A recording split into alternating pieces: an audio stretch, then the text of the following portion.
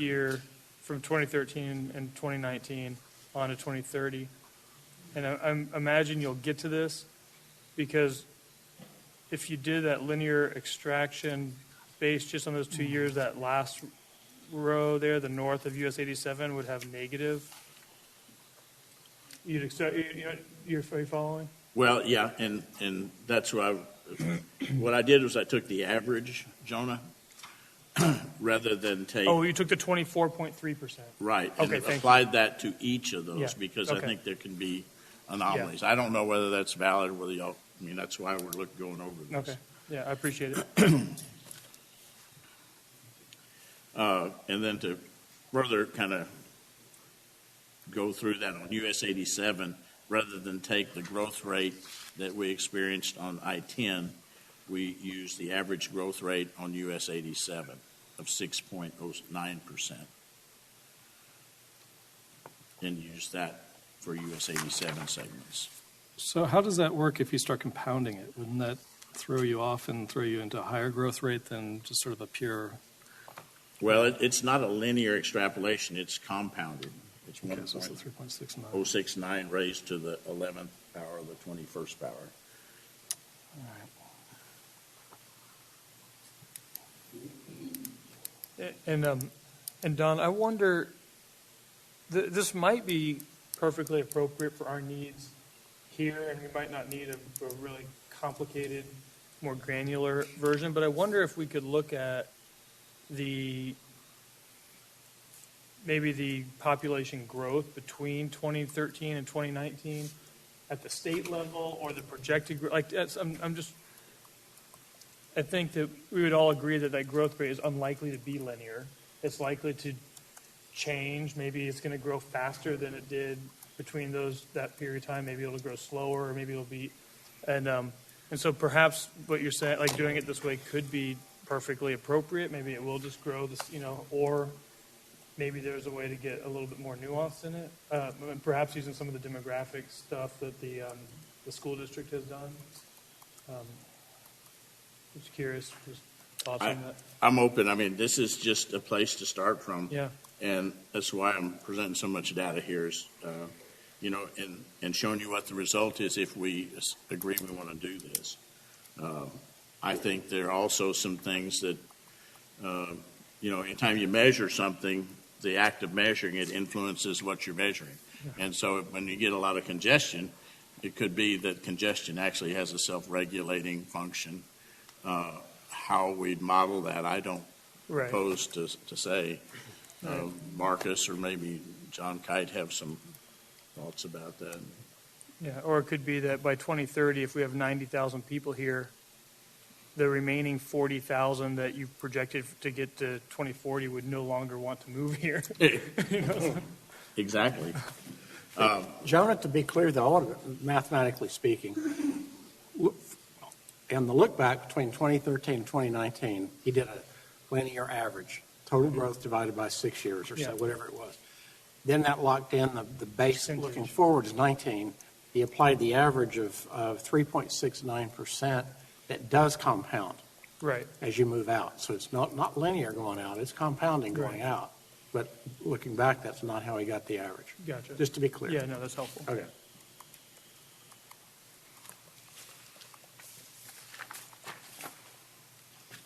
If we were designing a concrete beam or a water line, I think we'd use these numbers a certain way. But I think since we're doing traffic planning, I think what we need to do is look at range of magnitude numbers and make comparisons. For example, I'll just say on 473 at the bottom of the page, third one from the bottom, 473 west of US 87, we're projecting in 2040 to have 20,100 vehicles per day.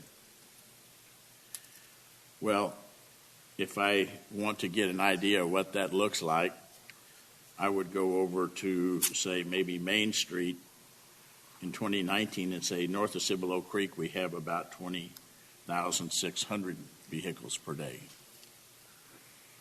And I'd say that's going to be really busy on 473.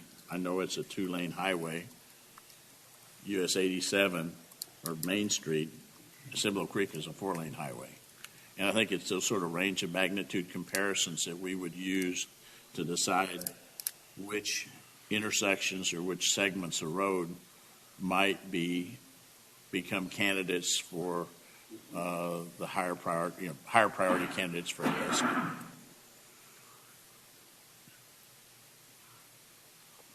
What you're doing, though, is you're taking existing and projecting existing up. Historical, Even compounding it up. right. But it looks like they're, on certain roads, now I'm talking about like 46, where you have Esperanza and all, where you're going to have another 1,000 or 2,000 homes.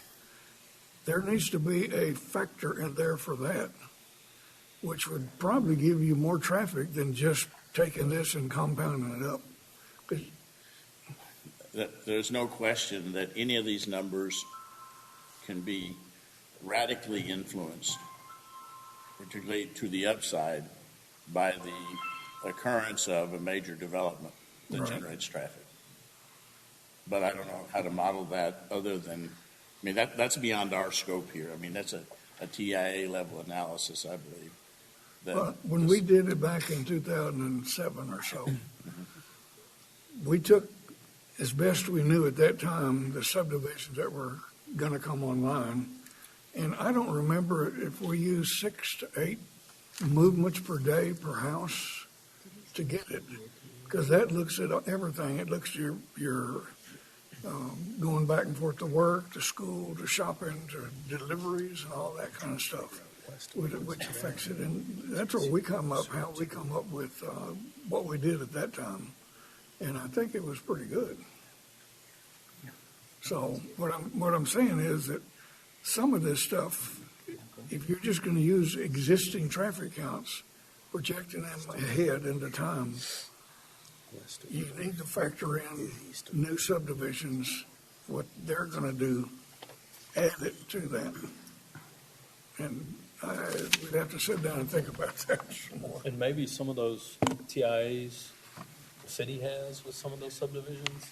Jeff could probably answer that. Jeff is better. getting copies right Yeah. now, but he's mentioned that he can address some of the TI information. I'll ask Right. him when he gets back. And Don, I have another thought. Just help me follow the math here.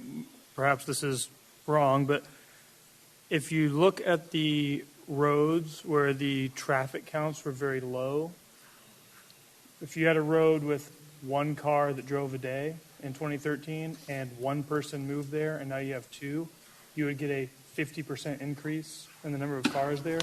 And there does seem to be a bias in that way, where the roads with a small number of vehicles that drove have a high percentage growth rate. For example, give me an example. For example, the US 87, all those, 2,476.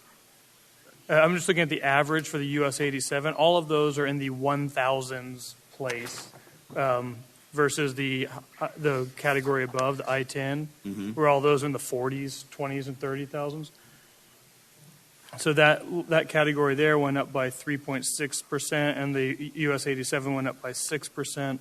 And I'm just wondering, as I'm thinking through this to myself, was there did sites with a smaller number of vehicles, would they potentially have a larger percent? For example, the counties in the U.S. that often get identified as the fastest growing counties are usually pretty small population counties, because it's really easy to have a 50% growth rate when you had 100 people there.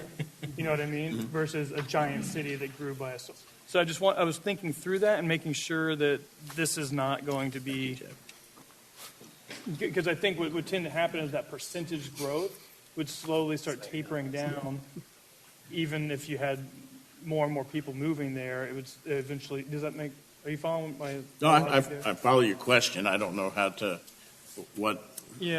how to modify the math to make it more appropriate. To adjust it, I don't know either. Let me think through it some more. I'm just My math brain is a little sleepy this afternoon. Well, let me offer a perspective on that, Jonah. For the whole committee to consider, you folks have got to become comfortable with order of magnitude directional data results, extrapolation, current traffic, future traffic, and what that might imply to this committee about recommendations to make on what to do.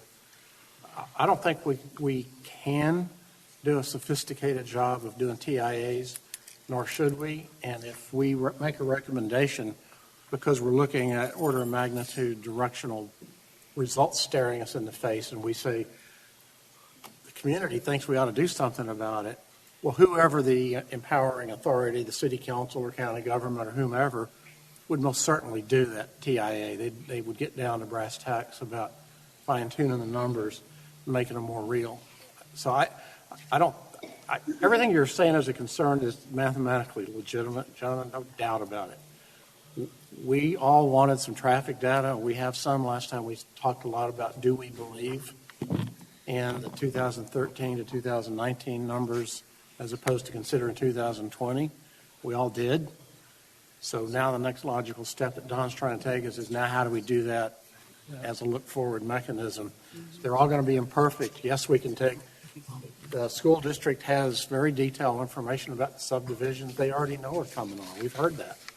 And I'm not sure these are radically wrong, but some of them may be. You know, one thing we were just chatting about briefly here was when our subcommittee took a look at the demographic data with subdivision growth and multifamily growth, et cetera, we already put in our recommendations for projects in those specific quadrants of the area of the county.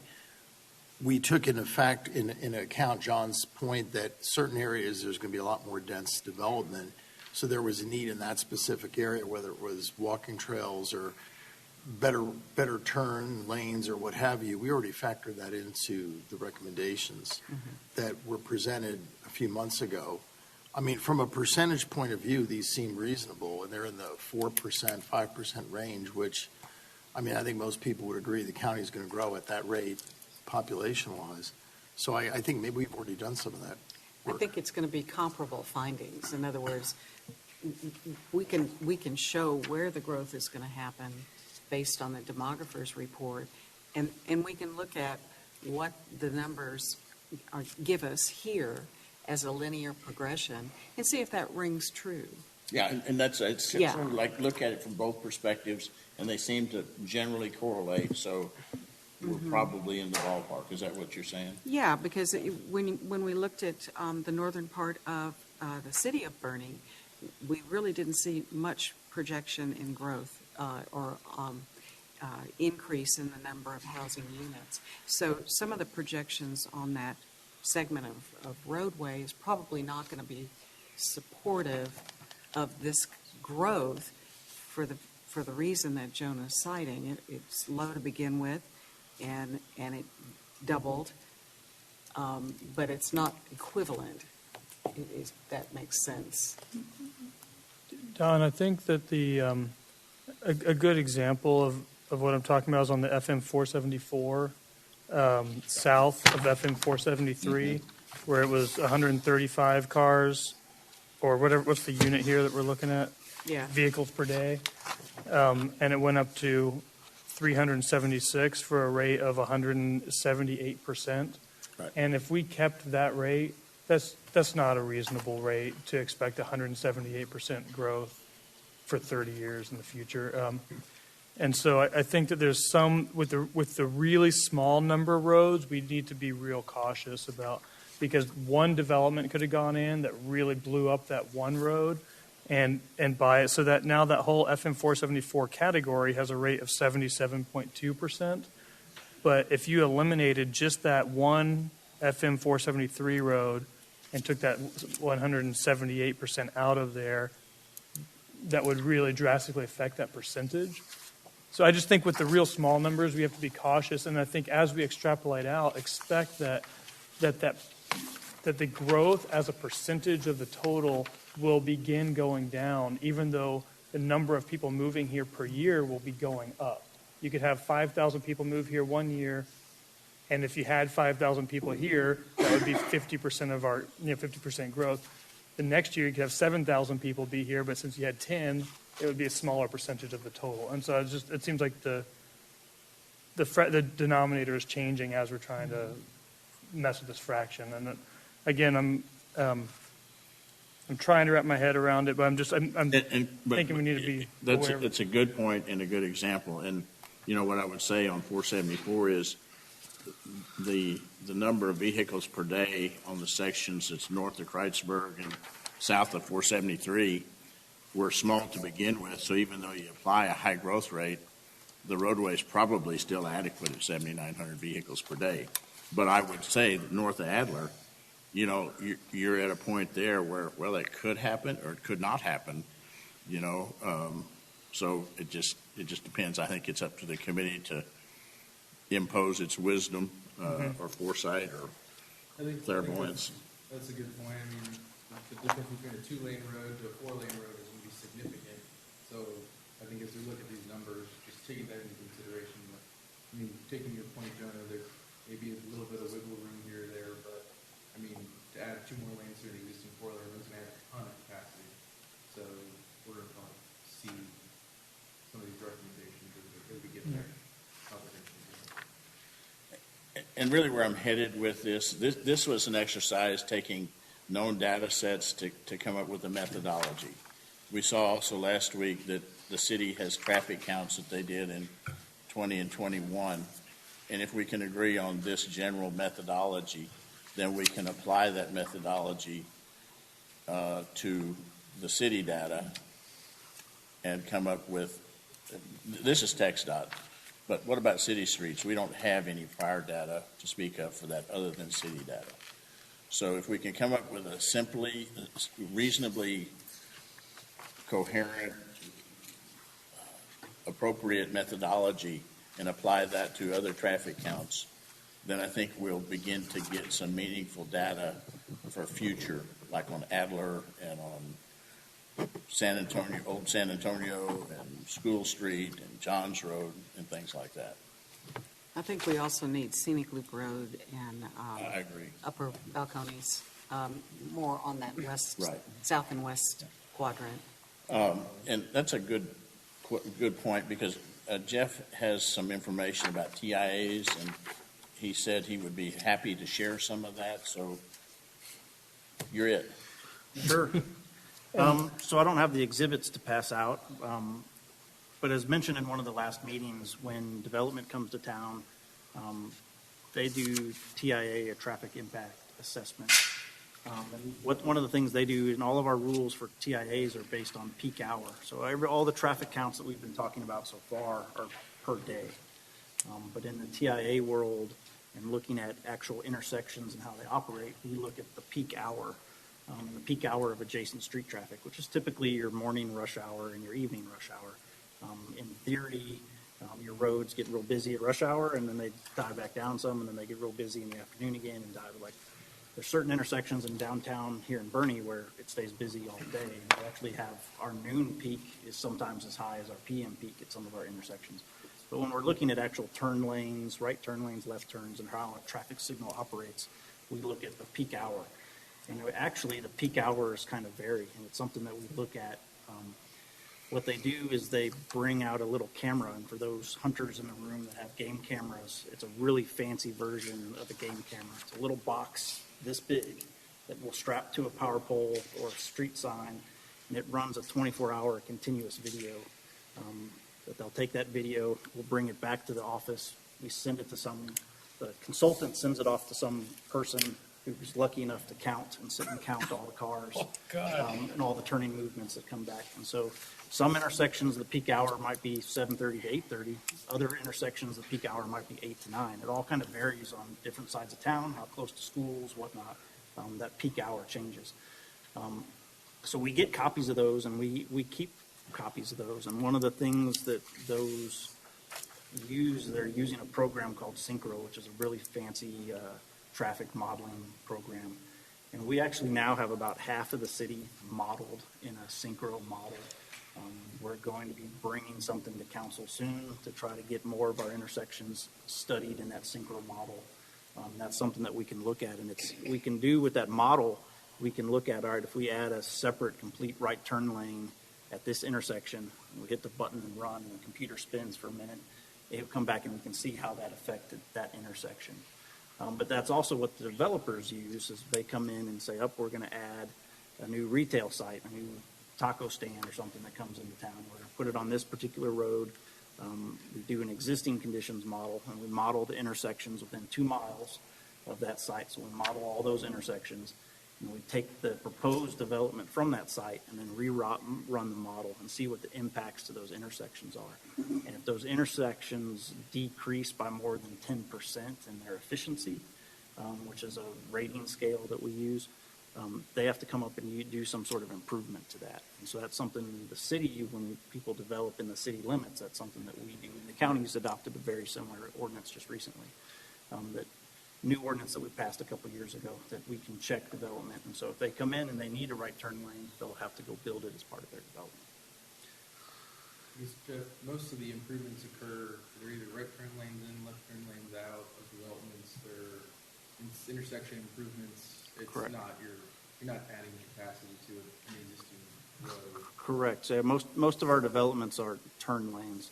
And so our code, the city code, is 50 trips in a peak hour. So if you're creating a driveway, so you could have a driveway that's a little business office that only has a couple cars coming in and out of it all day. So that's going to be not that big of an impact to the roadway system. But if you have a drive-through taco stand or a coffee shop or some one of these other high-use people or businesses, it's going to create a lot more traffic. And so that'll be able, in the counts, we look at if we have more than 50 people making a right turn in a 1 hour period, they have to do a decel lane. If they have 50 people making a left turn in, they have to look at doing a left turn lane in. So that's if you look at Old San Antonio Road, for example, you can see up and down Old San Antonio Road as development has happened, little left-hand turn and right-hand turns have come in with development.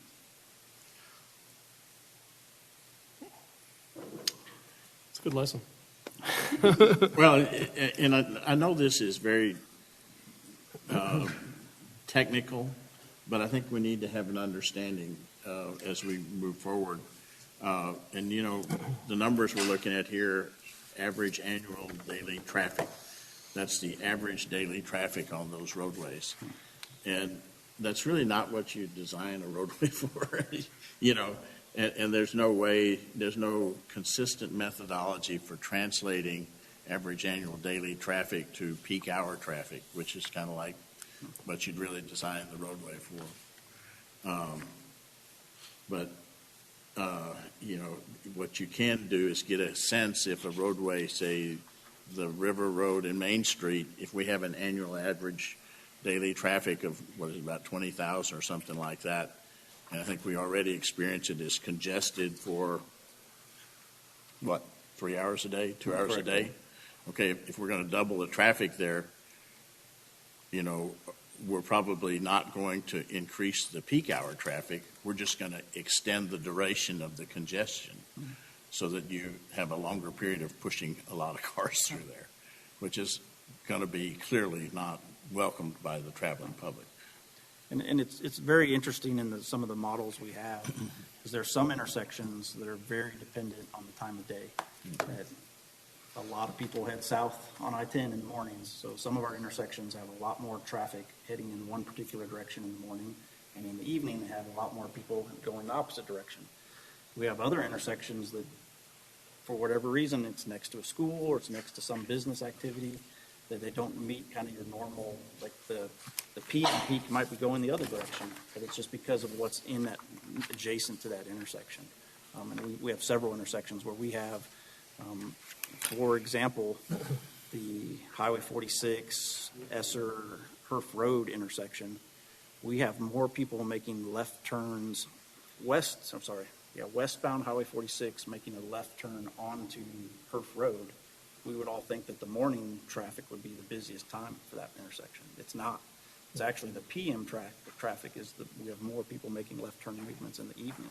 And it's just schools and all the people around there, but it doesn't make sense to the counters because you would think everyone's going to San Antonio, so everyone would be coming back making right turns on the way home. but some intersections, because of what's around it, change. Jeff, I've seen some really neat intersections before that reconfigure for AM and PM in some real busy parts of the country where, and I think the Golden Gate Bridge is a good example of one where you, in a certain time of day, has a bunch of lanes going one way, and then they drive a machine down that moves the middle divider all the way over, and it's a bunch of lanes going the other way. Correct. I just for the sake of clarity and to just, go deep, way deeper than we need to into this, into your numbers, Don, I just wanted to revisit one last thing, and then I'll be satisfied. No, you won't, but it's okay. I appreciate it. I mean, your curiosity. Yeah. is super- Okay. Thank you for You have my catching permission. me on that. Yeah, it's likely I won't be satisfied, but what I guess it's the compounding nature of this that I started wondering about and thinking about. Is that also what is in the sort of population growth expectations? Is that the not that we will have 1,000 people moving here a year, but the number of people moving here will be also compounding. I'm using a number. I picked 1,000, random. So if we had 1,000 people moving here this year, actually I think it was like 1,800. But then the next year we would have more, and the next year we would have more, and that number will continue to go up as well. I'm just wondering if that's also supported by the demographic projections, because if so, then that would dovetail nicely with this and give it some support. I think my sense is you have one number here that's your population now, and another number here that is your population in the future. And if you just do a straight line projection between those two, that's linear. Yep. But if you do a compounding, you have just a slightly, a dip in it, but you Sure. still wind up at the same place.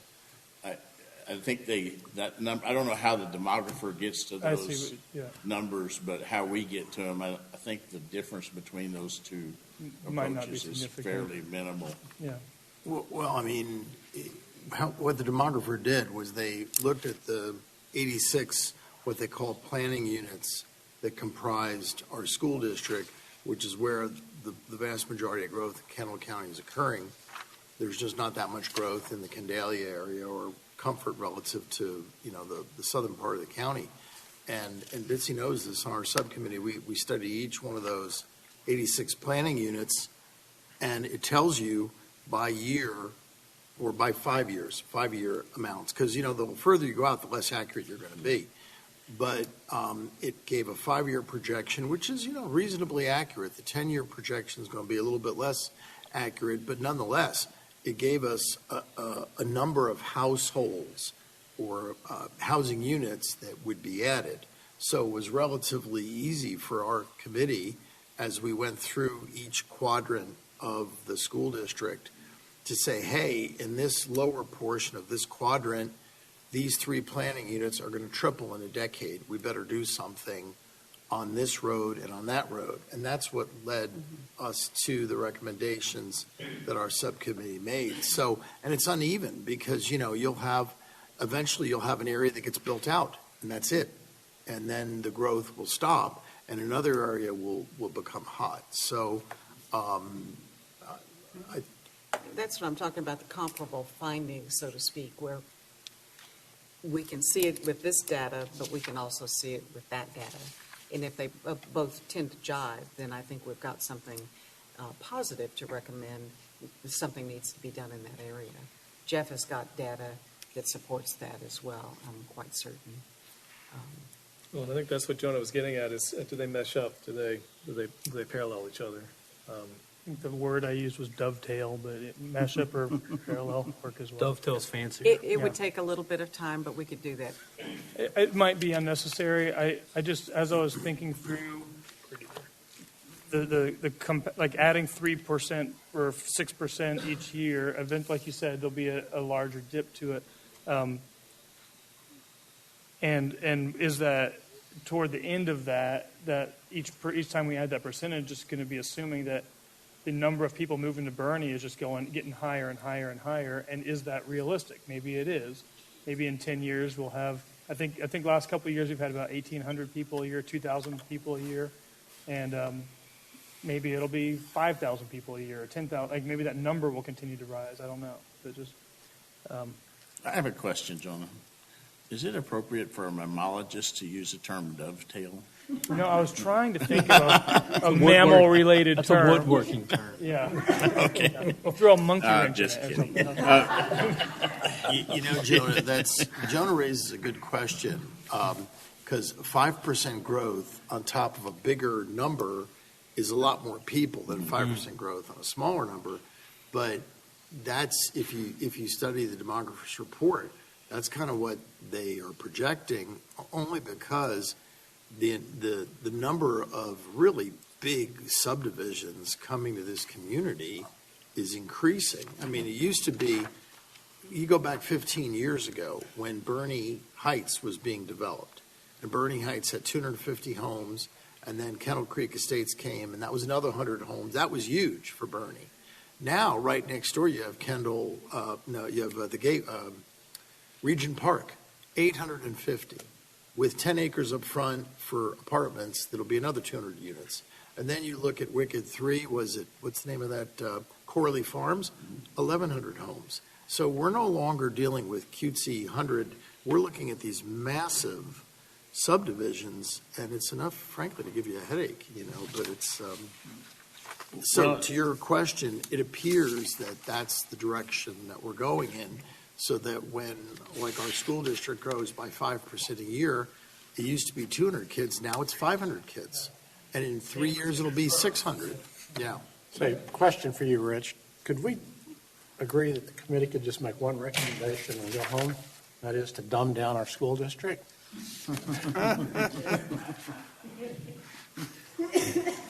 No. Yeah, a lower-rated school district could really help with our, growth problem that we have. Well, it honestly is feeding what we're sitting here talking about. When you ask people why they move here, the school district is number one or two, and that's not going to change, thank goodness. Well, to reinforce, though, the range of magnitude concept rather than the minutia of the calculation, if you just look at Main Street and you look at the 2019 numbers and the 2040 numbers, and I think we all know that the state demographer has projected that that Kendall County is going to double in population by about 2040. And you'll see that Main Street, which there aren't any major subdivisions on Main Street, but basically we're projecting that the traffic, and there haven't been any major subdivisions on Main Street, but the growth rates, if you extrapolate them, says the traffic's going to about double in that period of time. So, and that's true for anything that's in the 3 to 5% range. I think that that's what we're going to see. And what I'm trying to do is get to a point where, okay, how do we want to calculate this? Is it straight line growth? Is it compounded growth? Because we're going to look in a minute at some streetlight data that allows us to look at the individual streets for which there is no other traffic counting, and see if we want to look at some of those roads as well. Don, contrary to what you were saying earlier, I would be happy to adopt these numbers as long as we just did some qualifications that these are a rough tool for giving us some guidelines, but these are not, super advanced scientific projections that we should, or what, something like that I think would be appropriate, because I do think that these do give us based on the past, from 2013 to 2019, here's what happened, and if that kind of thing continues to happen, here's what we'll expect to see. I think that's a useful guide. So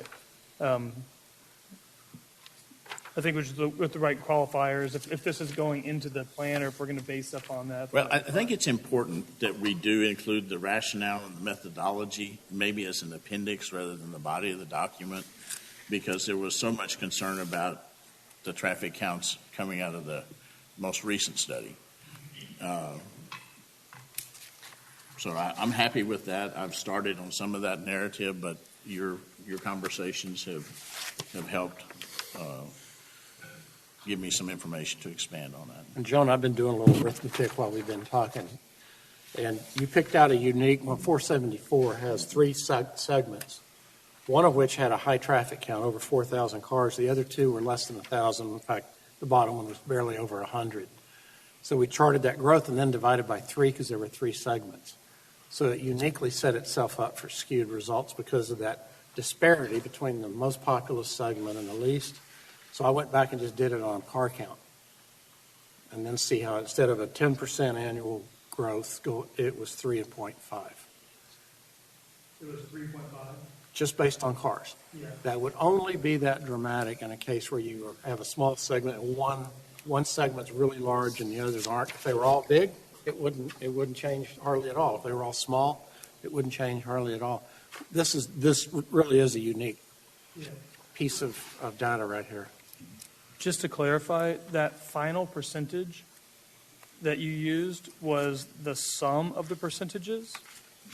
Because I would give me an not example, recommend. so which final percentage? I'm sorry, it was we're looking at 474 right now. At the bottom, there's the 77.2%. Yeah. That's the average of the 3 numbers. That's the above it. average of the percentages. Right. So I wonder about whether or not it would be more appropriate to sum the 2 columns and take the percentage there. Yeah. Because that would give you, that might be less skewed by a single outlier. Well, that's what I did. Yeah. but So that's what you did, yeah. I don't think it's going to move that bad because this was unique that it had 1 real high segment and 2 not. So Yeah. I do think that sometimes averaging percentages can do weird stuff. You know, I think Joan has got a good point there because just in doing that 474, when you add up the 3 areas, north of Adler, north of Kreuzberg, south of FM 473, your growth rate now comes to a little bit under 25%. Mm-hmm. So if you're projecting it on 25 versus 77, that backs up your point, Jonah. That probably gives us a little more accurate. I mean, I understand where you're going with this, and it makes sense as a ballpark estimate, but for percentages, it probably would be, because you've clumped streets together that are all in a common area. So doing what Jonah suggested makes sense, I think. Well, I will pursue that and put asterisks by these and explain those in a footnote. If there are others, I mean, I haven't gone through the fine tooth comb, but like I-10, that's there just, I mean, I think I-10 is going to be what I-10 is going to be. We don't have that big of an impact on that. But anyway, we'll bring this back, and at some point, hopefully, we'll get it in a shape and form that we can all live with. I have one Yes, Northern. small suggestion, just because I am one of the non-traffic engineers, and I know there will be a great number of people in the public who will not be traffic engineers and looking at this data. There's some way to put a little key in here saying this road's current capacity, as we all know it, is this and that. Because I'm looking at these numbers like Perth Road, and it's saying, 2040, it'll have 40,000 cars on it, but I know it was just built. So was it built to hold or handle 40,000 cars? So that's just the kind of thing, I know y'all got it all in your heads. You look at the road like, this is no big deal because it's built to handle that, but I don't know. For a non-traffic engineer, it's a very good question. Because I know, just thinking about the Bernie ISP, when you see their projections, they highlight that this school is going to be in trouble at capacity in this year, at this number, or something like that. But I think that would be a great addition. I don't know if those data are handy, but being able to see that 2040 projected number and know, like, well, is that bad or good? We don't know. So well, keep in mind that intersections are the problem more than the roads, as you so eloquently. Tell us about that, Bob. I know. Well, I mean, it's a great point. And highway or roadway capacity is a function of more than just the number of lanes. It's also the speed at which they go, whether it's interrupted or free flow, and a whole list of things that John Kite probably has between his ears. I don't think we can explain all of that, but I think we can get to some sense of that and at least have a basic discussion of the roadway capacity manual for rural arterials and rural roads. Well, and y'all were talking about 474. You got to remember that south of 473, that's large ranches. The chances of that ever breaking up into big subdivisions is pretty small. The other thing is that another reason why it's pretty small is people that commute, that becomes a problem to commute that distance. So for that road, all the way down to north of Adler, yeah, you can do these projections, but that road is adequate for Quite a bit all the more way growth. up in there. And then you get, like you're talking about IH-10, Bernie probably doesn't have much impact on IH-10. It's more of a cross-country road. And so really, we shouldn't do a whole lot of worrying. That's TxDOT's problem to figure out what they want to do there. But Bernie doesn't really make a lot of difference. Now, something that can be in town now, and let's just take Blanco Road, for instance. One of the things the city can do and probably needs to do is like, and I'm going to mention a name now, but Mary's Taco. When you're coming in there, it's always backed up, So the city needs to make sure that the people can get off the street into their area and not be backing up on the street. Am I out of bounds here? Nope, perfect. And so I'll comment as the city, with the recent adoption of the UDC, we created it's called, the common term is throat length. But basically, it's the distance from the curb line to when you can make your first turn movement. The problem at Mary's is you drive in and you can instantly turn left, you can instantly park, or you can instantly go straight, all happening in that one little location. Across the street from the post office. Across the street from the post office, which they have a short distance. So that is something that we've built into our code with the UDC. There used to be no rule whatsoever, and so there's several. Mary's is probably the one that comes up most frequently, but we have several projects in town that basically the moment you drive onto the site, there's all these turning movements, and it causes problems. It backs up onto the road. Yeah, and it's causing problems on the road to the traveling public. And that's why whenever you're doing something, you need to limit the amount of access points to a road and make the people do all of their parking or maneuvering or whatever it is, not on the street, but on their property. And we did that with TxDOT too. And the other thing is, if you'll go back and look in history, you'll see that the population growth here went up and then it flattened off during the war. And then when we had the gasoline price deal back some years ago, it flattened off. So your compounding probably is going to be good, but just realizing it's going to go up and flat like that. And sometimes it even goes down, which it has done from time to time. So I think what we need to do is look at each one of these roads case by case, and like 474 way out there, the chances of it ever blowing up is small. So that, we're going to, at least I would think you'd want to just check that off, that it's adequate for now, and it appears to be adequate for so on. But then as you get into town, like on 476, on 1376. 46.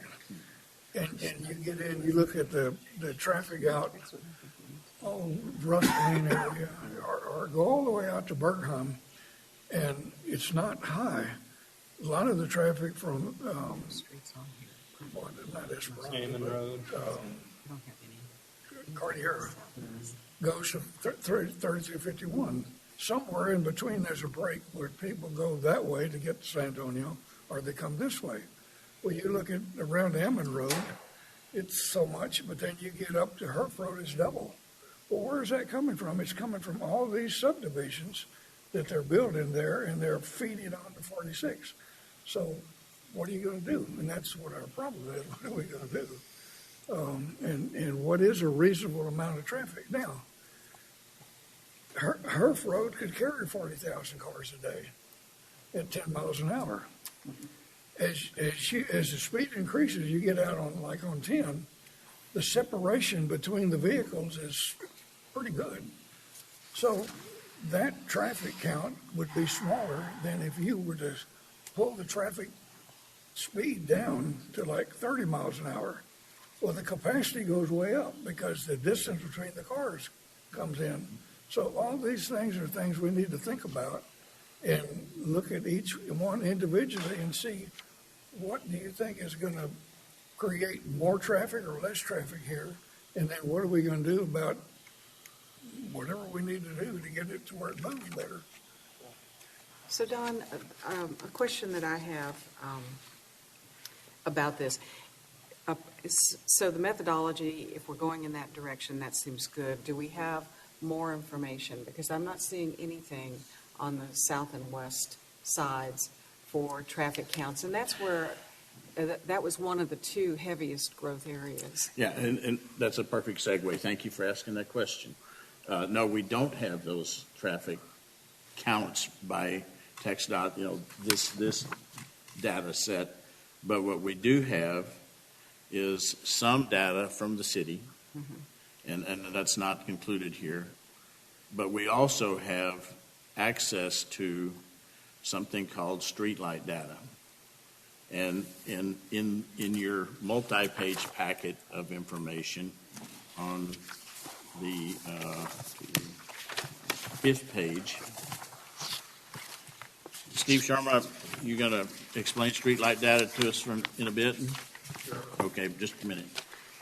What we have here, this is a place where we did have some correlation between TxDOT data, and Steve was kind enough to get some streetlight data. This is from a commercial program that uses Bluetooth technology and other data to give us all kinds of information, one of which is traffic data. So you'll see on Main Street, south of the EMS building out here, we see the data that we had, from TxDOT. And then you should see the streetlight data from 2019 and 20. And then I correlated that to the streetlight data to TxDOT's data. And you can see that correlation in the right two columns there. And for the most part, the correlation is pretty good. It's in 90%, in the 90 percentile range, with the exception of a couple of spots south of Christus Parkway. So my purpose in showing that to you is to say we have some basis, some correlation.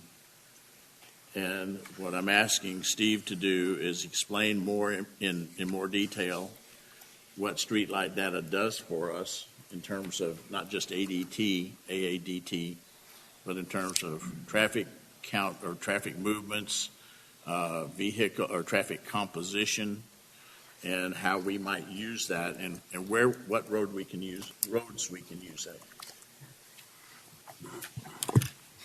Yeah, Streetlight, it takes your GPS data every time you use like Google Maps or whatever. It'll say, hey, your phone gives you a little message saying, enable GPS. Streetlight collects that data, and it can calculate off your GPS the origin destination. Like if you're on I-10, it can follow that GPS signal and tell you if you're north of town, what percentage of those vehicles are going 46 on River Road. But it is using your GPS data off your phone. And it's a great tool. I've used it before, and we found it to be pretty accurate. And it correlated very well.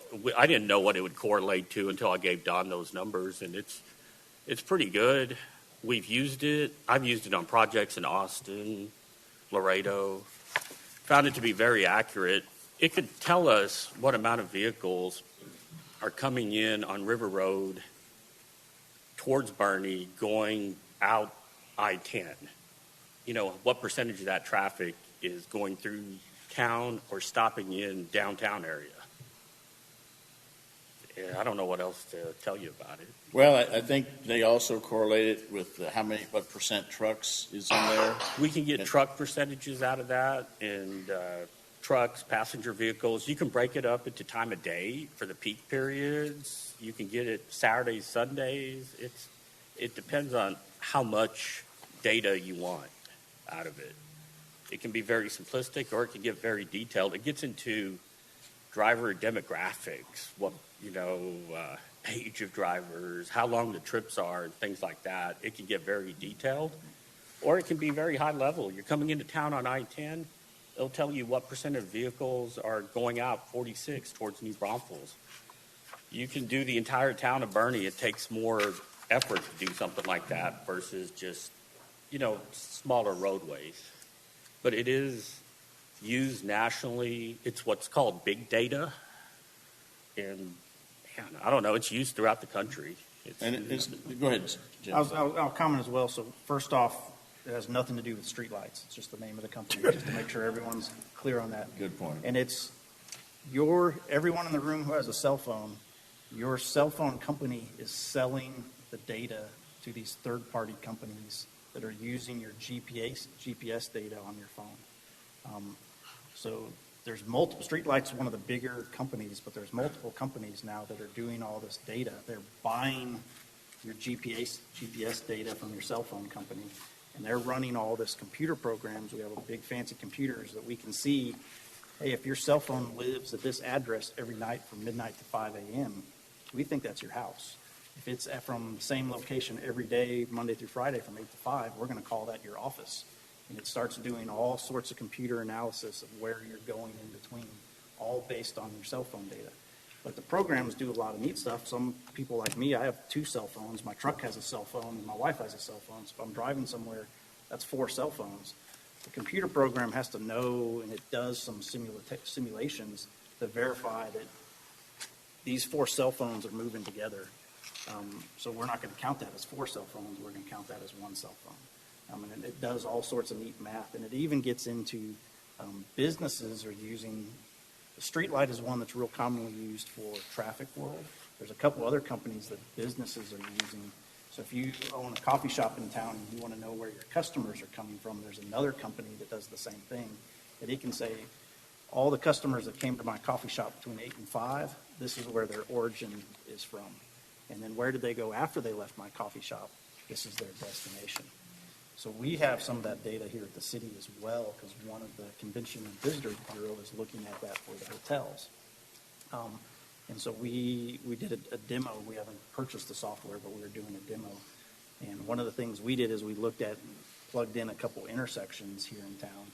And so I plugged in the intersection of River Road and Main Street, and I plugged in the intersection of River Road and Herf, and basically ran the simulation for a year and basically said, anyone who drove through these intersections in the last year were their top 5 origin and destinations. Now, granted, it uses GPS linking, so it says like the rim is the rim. So any place you went to in the rim would be the rim. So the rim was one of the locations. So at Herf Road, the rim was one of the locations, that top 5 location that someone who went through this intersection ended up with the rim. There's other ones that are here in town, but it's real interesting to see that data on how it all applies. But it did show for the Herf Road and River, one of the top 5 origins was Buc-ee's and New Braunfels. What? So It's a long way to go to get a cup of coffee. So, that might be people going all different spots in Austin, but that's where everyone's getting gas. yeah. So in a 12-month period, people who drove through that intersection. Now, granted, it's the GPS is so it's the rim, and then there's La Cantera, and the Heaton Oaks. I mean, it makes little clumps of locations, so it doesn't calculate every single spot. But it's something that we've looked at. And the city was looking at using that. And I said the Convention Visitors Bureau was looking at it, and we were running samples of it too. But the streetlight is the program that's more used frequently in true traffic use. It doesn't get into all the business side that some of the other programs are using. Other applications are, I think that some of the economic development organizations look at something called leakage surveys to see what people are going out of town to purchase, so that we could maybe try to get those kind of businesses to locate here. And I think one of the results recently, or a couple of years ago, was there weren't enough sporting goods stores in Bernie. People were traveling to Academy and Dick's Sporting Goods. Well, that kind of makes sense, Look, and I'll tell you what there's an oversupply of, which in Comfort, Texas, it was gas stations. Yeah, that's right. That makes sense. So I'm not saying that to make a point about those things, other than to say this is increasingly recognized and valid commercial data that's used in a number of ways. One of the ways we could use it, and this is back to Bitsy's point, is we have a number of roadways that people think, well, we need to make an improvement there. Well, what improvement? Okay, it doesn't just track, where there's a traffic button or a traffic strip laid down. It'll tell you on a particular street what the AADT is. So we can pick Plant Avenue over here, where there's never been a counter probably, and tell you what the AADT is there, and make a determination about whether we should make an improvement there or not. What is AADT? Average annual daily traffic. We've got multiple counters on plan. So the question for the committee is, knowing that this is a big black box voodoo sort of data set that, quote, could provide meaningful data that would support our findings or recommendations, do you want to go there? It seems like it would be a much more comprehensive list of streets than we have right now with TxDOT counts. And I see Bitsy taking notes here. So I think she's doing is going through the recommendations that the subcommittee made based on its study of the 86 planning units and saying, hey, we have to look at this road. We got to look at that road. We need, and merge it in with this data. And I think that, and then you look at the number of housing units projected over the next 5 years, 10 years. I think that'll give us a much better, much more accurate sense of where we need to be putting a focus on. Because ultimately, that's the job of this committee, to make recommendations. And that seems like a good tool to use along with the school district's demographer study, which was the foundation for our subcommittee's work. That might be a nice way to draw some real good conclusions. Don, is the question, if the question is, do we think this would be a useful tool? I think the answer is yes. If the question is, do we think the city and county should pay some amount of money for buying this tool at an unknown cost or something, that's a more complicated question, but it sounds really cool. I would love, I think the origin and destination stuff has been very elusive and would be extremely valuable for better planning. So it seems like on the surface, it could be a really cool and useful tool. But I'm just wondering, are you also asking, are you asking this because there's a purchase to be made, or is it, and if so, is this a major purchase? I believe it's a major purchase. Steve, do you want to describe your arrangement? TxDOT's letting us use it for free. It's not TxDOT data, though. TxDOT has a statewide contract with Streetlight.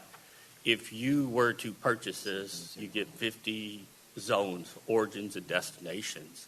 It's $10,000, but TxDOT's kind enough to let us use it for free for this study. Again, not TxDOT data, though. This is a third-party company.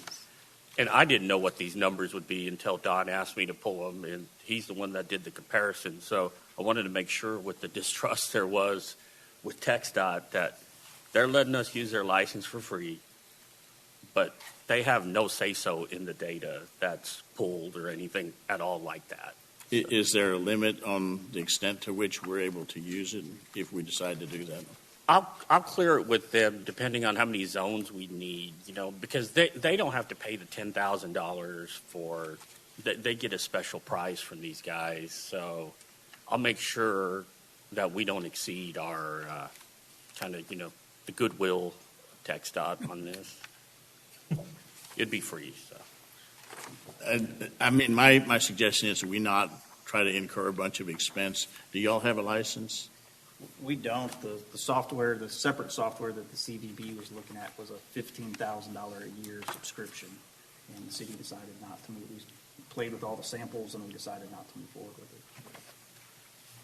Don, is there a timeline that you're thinking of that this committee would follow through with, or the future committee that takes our place to pick up on how soon before we get the data that allows us to make meaningful decisions in terms of our recommendations?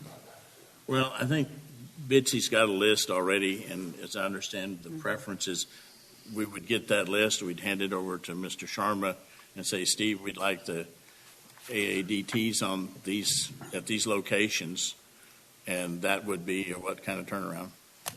If you got me that list today, I could probably turn it around in a day or two. I got a proposal due on Friday, but so maybe Monday or something I could. So it's relatively short time frame, and it's not. The origin destination takes a little bit longer because it has to crank through all those algorithms that Jeff referred to, and it depends on how many of the ADT is relatively quick. It's an OD that takes a little bit of time, but again, we're not talking months. I could probably get it by the next meeting if we figured out. Yeah, I've got the list made.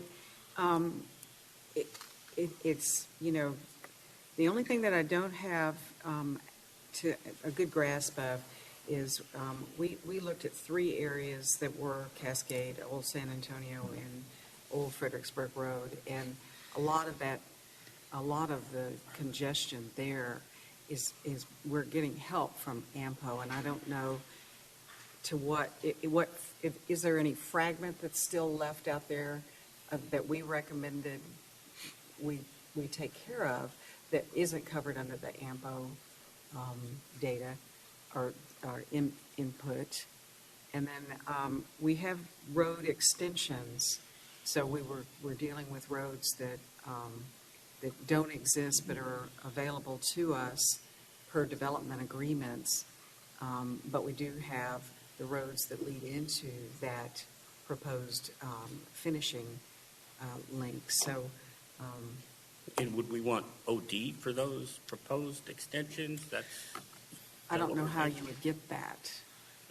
I think what I would suggest we do is let's limit our inquiry now to AADT, and let's kind of get that framework done.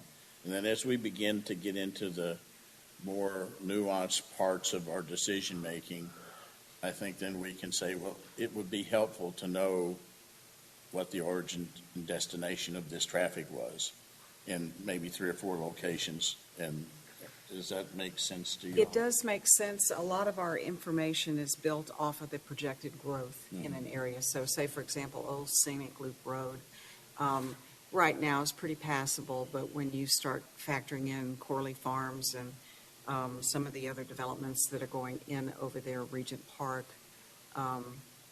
it becomes more of a problem and more difficult to travel along.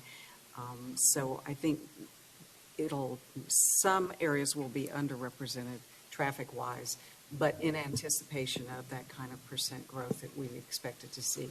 What I don't have, though, is a good list of the intersections that we've all, I'd have to go back to some of my notes for previous meetings, but we identified about 7 or 8 different intersections that were the big congestion points that we wanted to look at redesigning and making it flow better. And if we could get those intersections re-identified and getting some traffic counts on those intersections would be extremely helpful, I would think.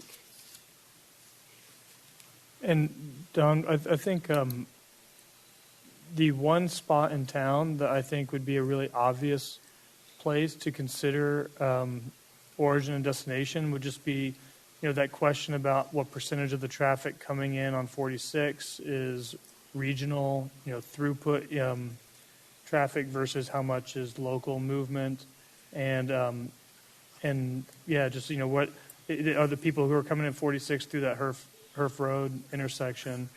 Are they just going into town and coming back, or are they all going north on I-10? Kind of re-inspecting that question seems like a real obvious one that maybe right now isn't the time. We'll do that after we go through the AADT portion, but that's one that certainly I think is on top of mind for a lot of folks. I guess to add to your comment on intersections, I think intersections are pretty complicated, and sync road would probably be a better use or a better tool for doing an analysis on an intersection to see, you have to look at the data, what's coming in at that intersection and kind of evaluate it and Okay. throw different ideas to it to see what cleans it up. Okay, so then streetlight would not be the most useful tool. It'll give you resources so that you can probably utilize for sync road to better tune the intersection to get the traffic flow, and as traffic grows, what improvements need to be done to get it to look better. Because you really need to know the turning movements, who's going right, who's going straight, who's going left, Okay.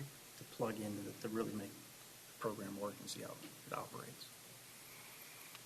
I'm going to turn to my co-chair here. I've gotten mentally sucked into this technical conversation and feel like I'm not on the balcony anymore.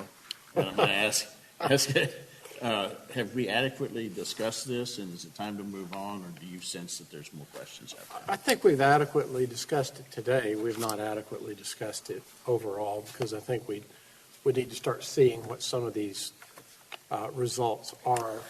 And we all talked a lot about, do they pass the gut test? Does it make sense? A lot of the gateway supposed traffic count data didn't. And in fact, later views now, looking at that same stuff, we were all right. And any nonsensical projections that didn't make sense at the time, in fact, didn't make sense at the time. So I think there's still some ground truthing, and then there's this whole, I don't think we're quite at the point where we figure how detailed do we want to go with this before we said, as a citizens group, we have directional advice, and we think we can make observations about the need for mobility improvements in areas with the level of information that we've got. We're not making stuff up. We're not throwing things overboard that needed to have been addressed.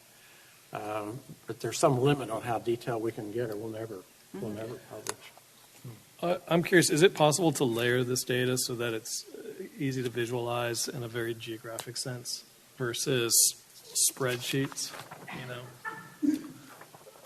Do it on GIS. Some of us like spreadsheets. I'm just asking if there's another alternative. Yeah. I think we can. We may use some bigger sheets, or we'll supplement that with bigger sheets. It'll just make it easy to really do comparative analysis and to think yeah. in terms of quadrants that we see as being high development zones, et cetera. So, yeah. Other comments? All right. I think, Bob, we should skip over the discussion about policy recommendations. Okay. I've updated the policy recommendations kind of along the lines of Mr. Banwolf's comments last time and anything else that I heard. And I've expanded it a little bit further, so I would ask that you look through that in this coming week and give me your comments next week, if possible. So we're going to discuss the policy recommendations next week. I think we should. If we review it. Do you think we're going to be ready for Fair Oaks next week? We are doing a presentation to the council to kind of talk about the new Thoroughfare Plan, talk about other policy items that they'd like for us to share with the rest of the committee as it is our presentation. So it sounds like if council meets and goes on, that we should be ready for the next meeting. But I'll confirm with Tobin in an email today. I'll CC him in an email. Okay. So I think, yes, we'll probably get into that next week. Okay, thanks. I did look at it. Okay. Get your red pens out. Let's then move into the comfort review, the comfort area projects and the Northwest Quadrant projects that Northern has done, kind of go back and to the good old days here.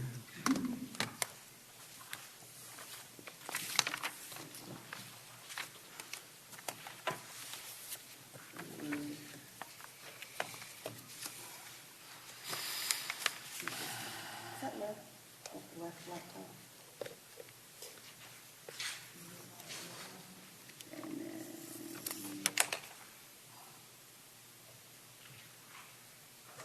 That one, got that one.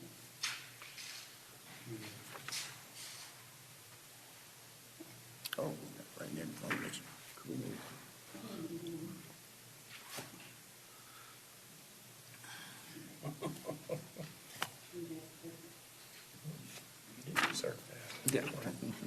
say something wrong?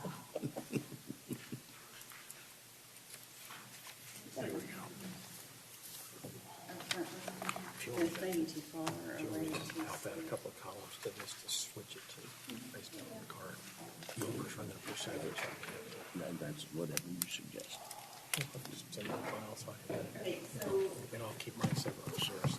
So I can see yours. Yours will be the source. That's what all these comments are on. Okay, so for the comfort area, this will be comfort and a few of the northwest crowdsourcing suggestions. There will also be the subcommittee suggestions, as well as the interim report suggestions. Basically, I tried to lump all of the northwest quadrant, which would be north of 46, west of I-10, in today to run through it all at once. Okay, so the first suggestion here is the crowdsourcing suggestion. This is I-10 frontage road in Comfort, or just outside of Comfort. The extension of the access roads from 87 to 473 would allow traffic to get to and from I-10 without going through a residential area. Who's doing that? I like the project myself. I don't think you got the traffic demand there for any of that. Plus, it'd be very expensive to do that, and it'd be a TxDOT project, not It would be a TxDOT project. Yeah, but I don't think you have the traffic demand. Yeah, you have to go down Main Street and across on 473, but Well, this is one place, Mr. Kite, where if I look at the projections for 2040, and I look at what the volume of traffic is going to be on 473, these would certainly be routes to relieve congestion on the residential part of 473. It could be in sort of a longer-term recommendation. Right. so it would have to be, because Yeah.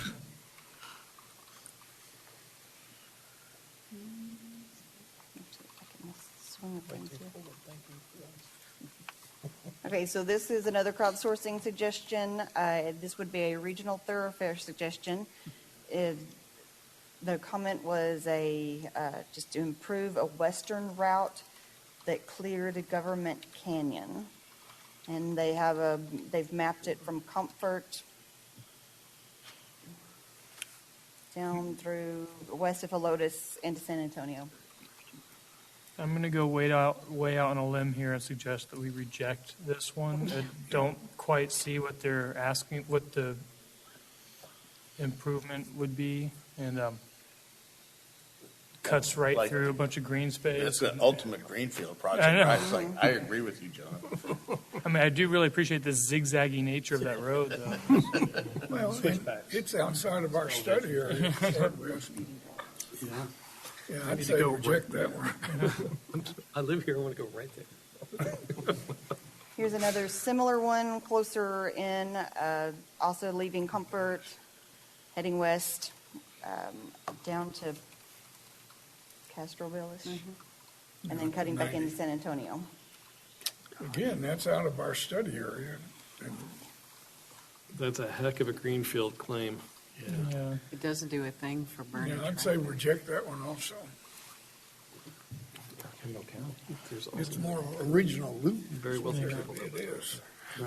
And this one is also, this is not in Comfort, it is still northwest, though. This is probable development. This is between Johns Road, pardon me, between Johns Road and Highway 46, west of I-10.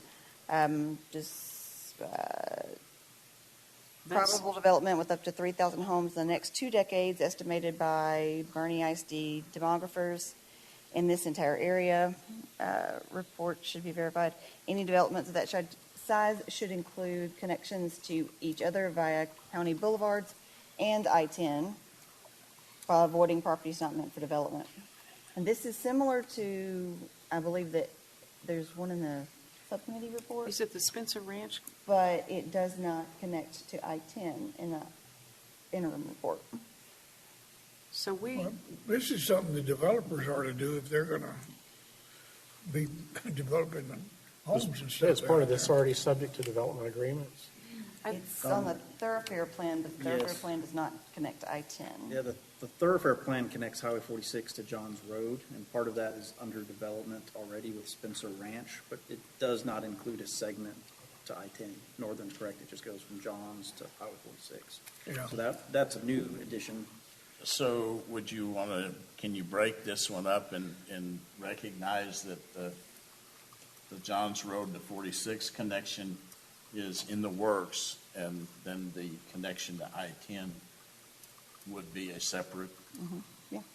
Well, the downside of that is where that hits 10, it hits just the frontage road, so you would be going one way. So. it And would that be- frontage, It's a dead that end frontage road doesn't go all the way through. No, Right, there's no entrance ramp there, it's just gonna Right. funnel you right down to the intersection. The dead end. Yes, It's- but there's it's also a an dead-end interim frontage report road now. suggestion to increase that. I don't think that would work very well. The only thing it does, Mira Lomas is out there, and they have, I think, several thousand homes. That's quite a ways out 46. 1,200, 1,200. 1,200, and then coming inward is Spencer. It's tough to tell with the map of the scale, but remember West San Antonio dead ends into I-10. This would be super long-term scale, but if it dead ended the other way, one day it could have an intersection overpass At Frederick Creek? at Frederick Creek. Oh, So okay. maybe that's what they're trying to draw. Talking I about don't San know. Antonio or School Street? West No, San West San Antonio. Antonio. Down Right here. underneath the. Yeah, underneath. West San Antonio dead ends to the I-10. Yep, that's right. Yeah, but Maybe they were that's what they talking, were trying to do. It Yeah. looks like that's what they were trying to draw, but I don't know. yeah. That Now, is I would way think long-term. the Spencer track would go north and south, It does. that this would tie into it, and you may go over to the frontage road, but it's gonna be a one-way, and you'd have to turn right. And to get there, you'd have to go up Johns Road and then turn left onto the frontage road to get to this. I would suggest that regardless of where these lines are drawn, because we're back to this volatile drawing lines on a map, that we can acknowledge and support the development agreement segments that are already a fact. And then just it's up to the committee, but a general recommendation that here's this part done, let's be thoughtful about interconnecting it to other places and not get overburdened in where these things are connected to. I What think was that's the volatile. overall suggestion about this one? Include with the note that, Northern, my thought is that we could basically say, we support the thoroughfare plan process where, again, there's no land acquisition happening, that those roads are built as the land's developed by a developer, Making those connections. making those connections, and that perhaps the thoroughfare planning committee or whoever, does that, explore the idea of whether or not a connection to I-10 makes sense. And if so, where? And if so, where? Yeah. Something like that. Very good. So given that the projected growth in that area is very low, Yeah. that's the only caveat about that. Again, those roads are built by developers, and so it's, I think it ought to be built by developers. Yeah, it should.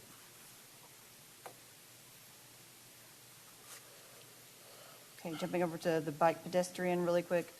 There are chunks of bike pedestrian suggestions around Comfort and in the Northwest, mainly the Comfort, Ranger Creek, and a couple of standalone trails.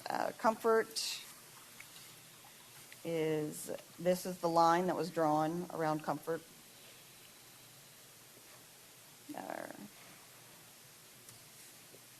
They seem to be similar suggestions. This one's hard to see. This is a slightly darker orange line on top of an orange line. But that's it. That is a suggestion there, pedestrian amenities along Highway 27, is that right? High pedestrian traffic way, also lack of street lighting, no drainage improvements, no driveway access off 473. Project should be considered to provide a comfort, safe pedestrian area and improve all of these functions. This would help our locals and visitors greatly. That is number 118. Number 119 is 8727 traffic through Comfort proposes poses. Poses is what he did. Poses, I believe, yes. Great safety issues for both vehicular and pedestrian safety. Please consider comfort, slow zone, and roundabout project. To improve all of those things. The map for 119. Yep. You can kind of see it. It's perfectly on top of the, what is it, 87? And 27. TxDOT, you want to say? TxDOT has a project that they're in the planning phases right now to rehabilitate Highway 27. And the Comfort Area Foundation, together with the community, developed a document called Vision 2050, and that calls for enhanced pedestrian amenities in this area. To the extent that I think that document is supportive of both of those projects, I think they should continue to be included for consideration. That project is likely to be funded in the 2024 transportation plan, but that's subject to the rural planning organization goings on that are going to take place in early next year. Don, in that regard, just because you've been dealing with TxDOT, where are we with pedestrian amenities? It's part of that discussion. I spoke with Darcy about a month ago. She said we're going to have the rural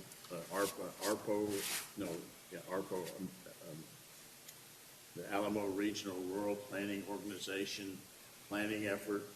And I think I saw an email today. It's probably going to be like in March of next year. Place to be determined, and hopefully we can get the community organized to be supportive of that project.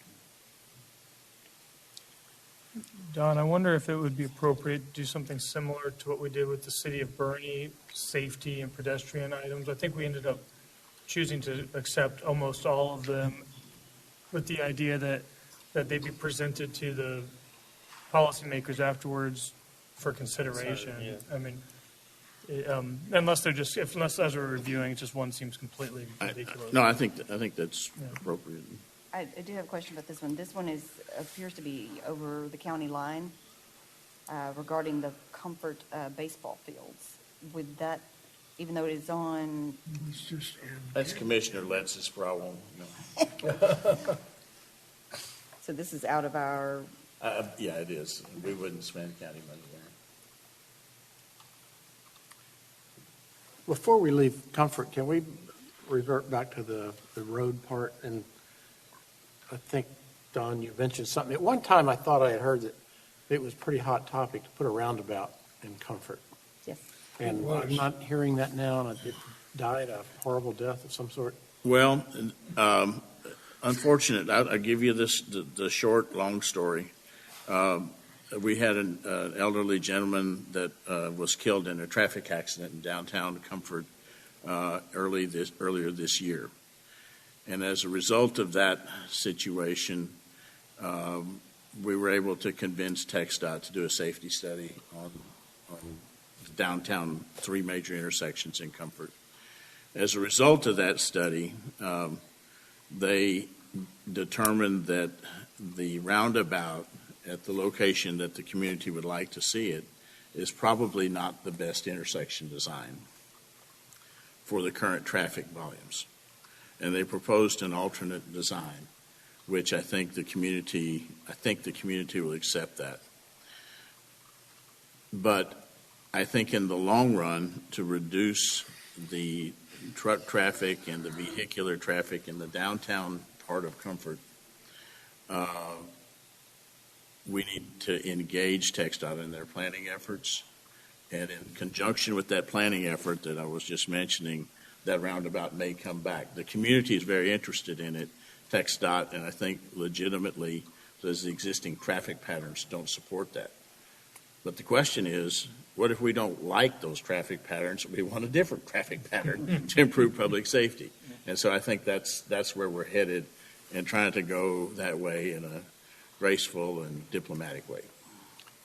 Well, on behalf of the purpose of this committee, I think we should support what the community of Comfort wants, whether or not TxDOT feels like granting it or not, right? We've been told don't change our ideas because we've been told by anybody that it's a bad idea. And I'd like to support those ideas that they have brought forward. Anything that's not built, we said we could put our own, emphasis to say, yes, we understand you're planning it, you're talking about it.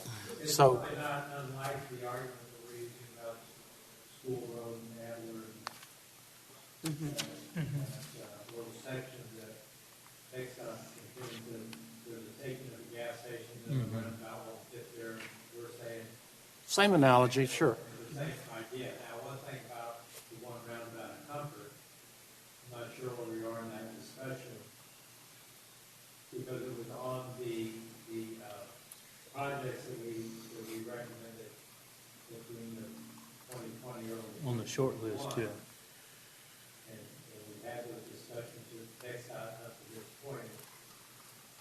And I guess that's what Don is alluding to, that TxDOT is in the process of designing that, whether the committee, we want to make a statement that we prefer the roundabout, regardless of what you think is an appropriate design or not. I don't know where we are on that discussion. That's, what's on your screen right now is what I created using what we included in the interim report. And this is the first time that I've actually put this up. This is early draft. But this would be the interim report visually. Well, when I say that I believe the community would support a roundabout, that's my way of saying probably 52% of the community will support a roundabout. Well, have you seen, Numbers, Jonah. There are people who don't support a roundabout, so I think, the important thing is that the intersection right now is a confusing mess, and that the improvement needs to be made to the safety of the intersection. And if the technical design improves the safety of the intersection better than, if the technical design calls for something other than a roundabout, I think the community will be tickled to death that they got the improvement. And I think this committee ought to consider endorsing that. Yeah. And Don, I think the process that you're going through is the exact perfect process for people in your position as a county commissioner to be thinking through. But as a committee, I think we could perfectly say, we like the idea of a roundabout there, and then you guys sit there and look at that and say, hey, the community said this. After talking with the engineers and TxDOT, we've realized X, Y, Z, and we're going this other route or whatever. And so, Twist my arm. Yeah, right. Well, it is hard to go through that paradigm shift around roundabouts. Tom Adelstein, who's in the audience, sent an article to me from the New York Times about Carmel, Indiana. And it was a very good article, and it was definitely showing that, what we've discussed multiple times, that there are a lot of safety advantages to roundabouts. And but also that it takes a little getting used to, and the citizens of Carmel love them, and visitors are not as keen on them because they're not as used to them. But at the same time, at some point, if you're going to harness the benefits of better engineering, you gotta chart a new territory. You got to go headlong into a new approach. have you seen the configuration TxDOT's talking about? I have. What does it look like? Basically, they keep 27 the way it is, and they bring 473 in, and it kind of goes into Front Street, and then there's a single connector between them rather than three different connectors. At Fifth Street. Fifth Street tees into Front Street, yeah. Well, a roundabout fits quite well there. Yeah, I think it does. Their decision was based on the turning movements that they got off a street light when they did the study. This is jacked up. But I think we ought to still say we prefer a roundabout. I'm for it. Go ahead. I'm not. I don't want to use the power of the little power I have here to say. I'll support it. Okay, so do we make a motion? Where is this in your process? This is this was from our interim report. We never validated the interim report. But So, does it already qualify to move forward to the If we full want to committee? truly vote on this one, then we could do it now. So I would recommend that that's outside of process. I think in this stage, we're just moving things along to the next layer, at which point we will then be voting on Yeah. stuff. Yeah. So I would discourage us voting and to approve this I one agree. right now. But what I was driving at with my remarks is this may not be the only safety and mobility improvement being talked about in Comfort. And as a committee, I think it'd be kind of useful if we were aware of those and had a chance to endorse them. Agreed. I think it's very helpful to have a comment from the committee for Don as he continues his discussion with TxDOT. That he's voicing a concern as a community committee rather than his person. Well, one thing we, I would encourage that. Now, whether we actually take formal action or voting, And I think we could sit down comfortably going forward, And- creating havoc with TxDOT. And that's something I've been thinking about as well. I think it would be very appropriate of this committee if there are things that are arising, like there's a discussion that is being had with TxDOT about a certain issue, that we could speed up a decision on a very specific project, vote on it. It's sort of like the interim report was. I've thought that same thing. Like, I think this is important because through Don's initiative, at least TxDOT is moving forward with the possibility that that project be designed and put on some sort of timeline. one thing we, Than a lot of these other projects we're talking about, looking 2, 3, 4, 5 years down the line. I was going to say, one thing we need to be very, very, very sure about is whatever we choose as the first roundabout, it better work. Because if it doesn't work, you're going to get a black eye, and it's just, you shot yourself in the foot. Zach even got that one. It sounds like that'll be Old San Antonio Road. I mean, I've gone and looked at some of them in San Antonio. They're beautiful. In fact, there's some right down on Balcones Drive down there. There's one there, and they work good if they're designed properly, but if they're not, you're going to shoot yourself in the foot. okay. Back We to favor bike well-designed pedestrian road. really quick. It was, There we go. we didn't do anything. I just didn't talk about He's it. right. I mean, that's where you have to consult. Because it was on the annual report. Okay, so back to the bike pedestrian really quick for Northwest. These are along Ranger Creek, pedestrian and vehicle safety concern. The proposed KB Homes development will increase traffic on Ranger Creek by roughly 300%, and there are no planned infrastructure changes to address the needs of the intersection. Children wait for the bus nearby along Ranger Creek, and this means significantly more risk to them and all traffic in the area. Here's the map.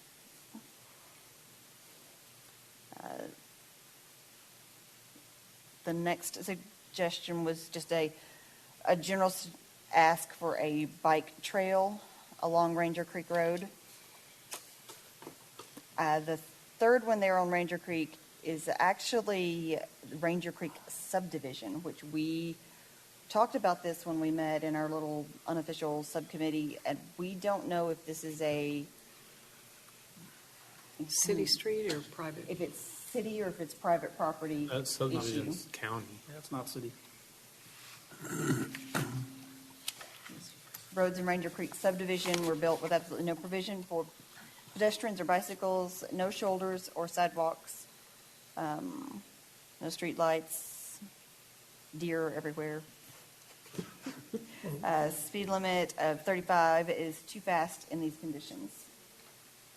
So is the ask to just to slow down the road? I would, They just have pedestrian safety yeah. concerns. Well, Ranger Creek is the city's out as far as a water plant. No, he's talking, this is a subdivision, John. Subdivision off Ranger Creek. Ranger Creek. It's Ranger Drive. It's not Ranger Creek Road, it's Ranger Drive. Okay. You could show that map again, Northern, maybe. Yeah, yeah, you're talking about the subdivision, which is by the big plant there. That looks like the new subdivision. It was mapped over shoreline, but if someone was doing this on their phone, it may have been hard to get a line where it needed to be. Well, is that subdivision county streets and stuff? Well, I would propose, I think the bike lane on that road, I know that lots of triathlons happen at Bernie Lake, and they all use that road as well. And I think in the entrance of all the folks who have advocated for bikes, we should at least move that one forward.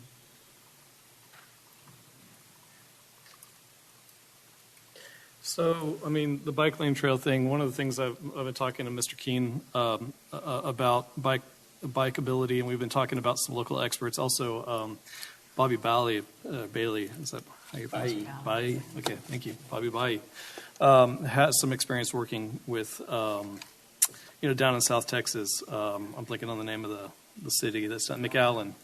On some sort of major, essentially bike thoroughfare planning. And so we were talking about maybe that at some point we ought to consider a subcommittee to look at a fully integrated bike plan or trail plan for the region. And it would be a visionary approach. But there tends to be this attitude of, in my opinion, of looking only at thoroughfares in terms of roads for vehicles, but again, prioritizing the vehicles and then treating bike lanes and things like that as sort of piecemeal. And we were talking about maybe there's a pathway that we could plan something more holistic.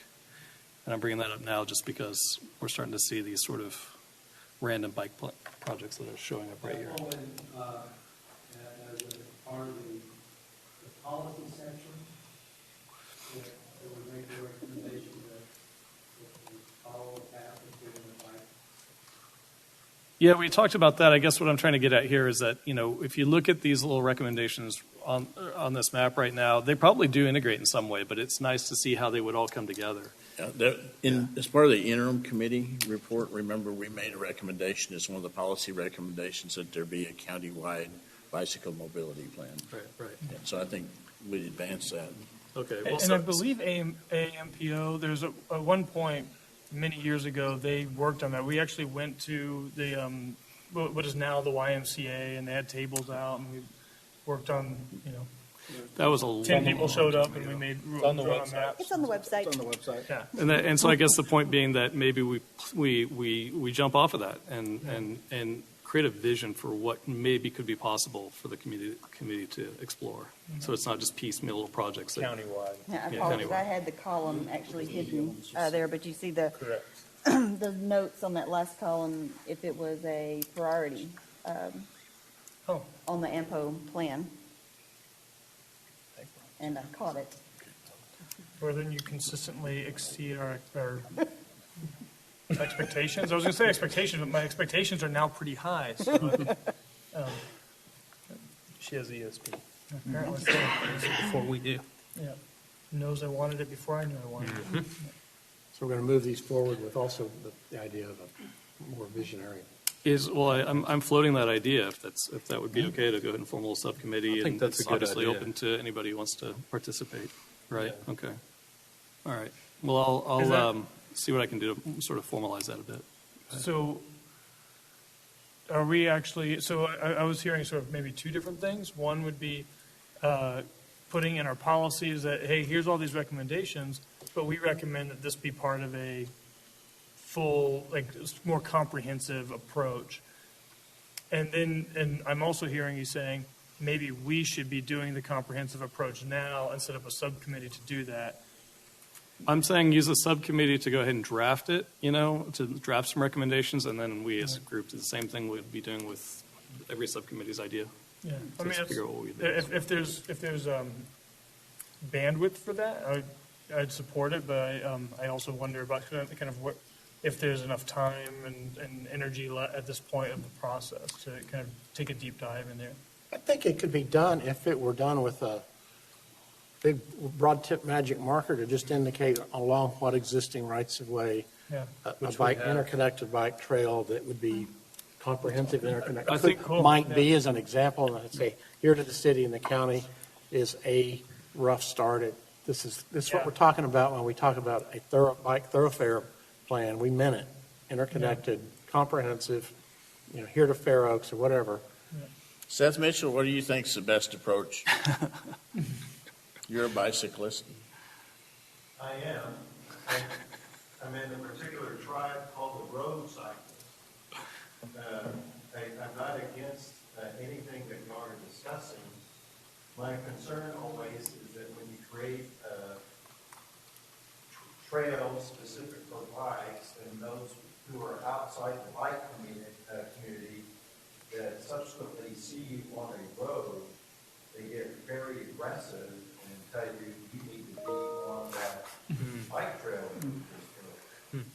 So I'm not saying that it's a bad thing, but it's a cautionary deal. And then from the city or county's perspective, bike lanes are great, and the more the better. But bike lanes are only great and good as long as they are free of debris, and glass, and other obstructions, because a cyclist will avoid them because they don't want to fall. They don't want to have a flat tire. So that becomes a maintenance cost for the city. If that's not a barrier, that's great. Again, I'm not against any of that. There's lots of tribes of cyclists, and again, I'm a road cyclist, so that's my perspective. Mr. Keene, which tribe are you in? Well, when I started my quest a few months ago, talking to Fair Oak City Council and the committee here, I was interested in a single paved, multi-use trail that would connect the two communities, the two cities. I think I've gone well beyond that now, and when you look at what the usual projected population of Kendall County will be in 2040, I don't see how we can get by with the automobile only, the auto-centric, as I call it, thing. We need to look at alternate transportation. I think now is the time to have that vision that former Mayor Howard Peak had in 2000. Look what San Antonio has developed. I mean, it's the envy of the nation, quite frankly, with the linear agreement. I think we could look in terms of making a Bernie a cycle tourist destination, quite frankly. And I'll bring up the word gateway again, but it could be the gateway to the Texas Hill Country. And we need to think in terms of a network of trails here within the city, and protected trails, not where you paint a white stripe on asphalt and call it a bike lane, because of what Seth just said, the debris and all of that, it just doesn't cut the mustard. So, no, I'm interested in what I just said, the network, that we have to look down the road, have that vision. And to that end, I'll say the last suggestion there, which is part of the Bernie Parks Master Plan, is connecting sort of this. This is the line drawn by the public, but it is connecting Bernie Lake to the old number 9. And I believe in the master plan it connects along Ranger Creek Road as well. Is that right? Yeah, it's along. So that would actually, if you continued another trail further along Ranger Creek, they'd all Danny Jenkins showed me some maps with the colored lines about what perhaps future things out to Bernie Lake. It was a connection. They actually had a connection using the old rail bed that would come into Beach Elkhorn in Fair Oaks Ranch.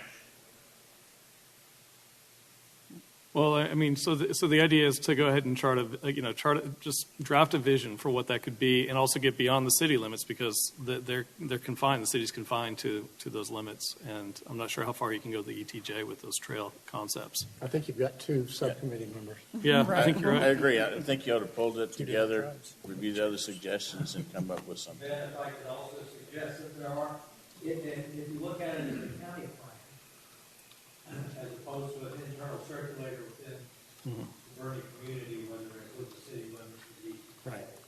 There's a group, and I could suggest a couple of subcommittee members.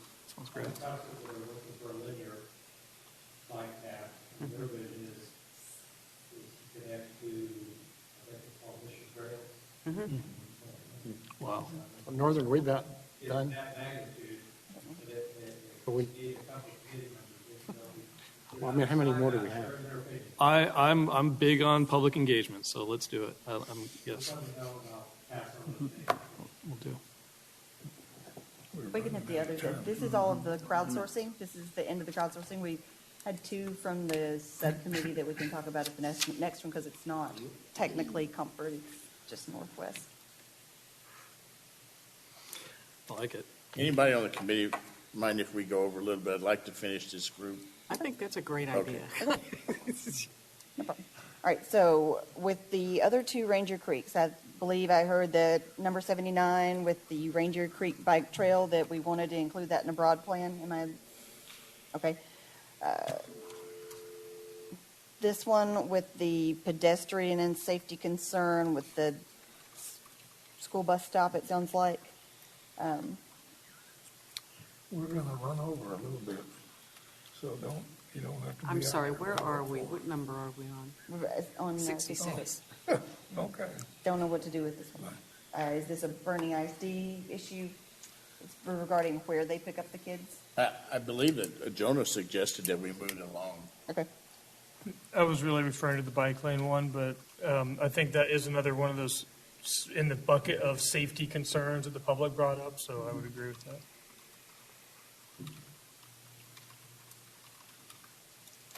This Ranger Creek subdivision, what was the final decision from over there? Whose jurisdiction? Do we have any say over this? That's what I was thinking. This is in the county. I don't know that there's a lot of say about the speed limit on that road. Ranger Creek subdivision. Does anyone know? They haven't, partial parts of that neighborhood have HOA, so they could also address that within that neighborhood. That's what I thought, yeah. But it's not the whole neighborhood that has HOA, so I don't know. I have no idea. Well, it's within the county, and I'd say it's the purview of this committee if we want to have an opinion. We've sworn that we don't Right. care if other people don't agree with us. I think the opinion from my perspective, being a county resident, is there aren't a tremendous amount of sidewalks anywhere throughout the county that aren't related to a specific development. So if you're going to talk about Ranger Creek, maybe we should talk about other streets, Yeah. but I'm not inclined to do that. That's And my thought too is regarding streetlights and when I read through this, I just thought that sounds like you chose to live in the county, outside of the city. Not to sound harsh, but I think safety is important. But also I would agree with that. Like there's lots of more rural feel county neighborhoods. A lot of the people in that neighborhood might have moved there for that, and not want streetlights and a lot more sidewalks and everything developed in there. So. I don't know that the traffic warrants it in the sense that, I mean, I walk on our road, and there's a couple of curves on the road that I have to be mindful about. But generally speaking, what's the population of Ranger Creek? Well, this isn't Ranger Creek. This is just the subdivision It's a small little subdivision off of off Ranger Creek. off Ranger Creek Road. How many people live back in there? It's small. Yeah, not off. It's like Ranger 20 Creek. houses or something. No, Not even that. no, it's bigger. The, Oh, it's bigger. the subdivision? Are you talking about Ranger Creek No. Okay, so- Drive? No, show the picture Which again. Ranger Mark. Creek? You've got the description, which mentions Ranger Creek As subdivision. you cross Ranger Creek on the right. Ranger Drive, Would you mind please showing that map on the And then here's the map.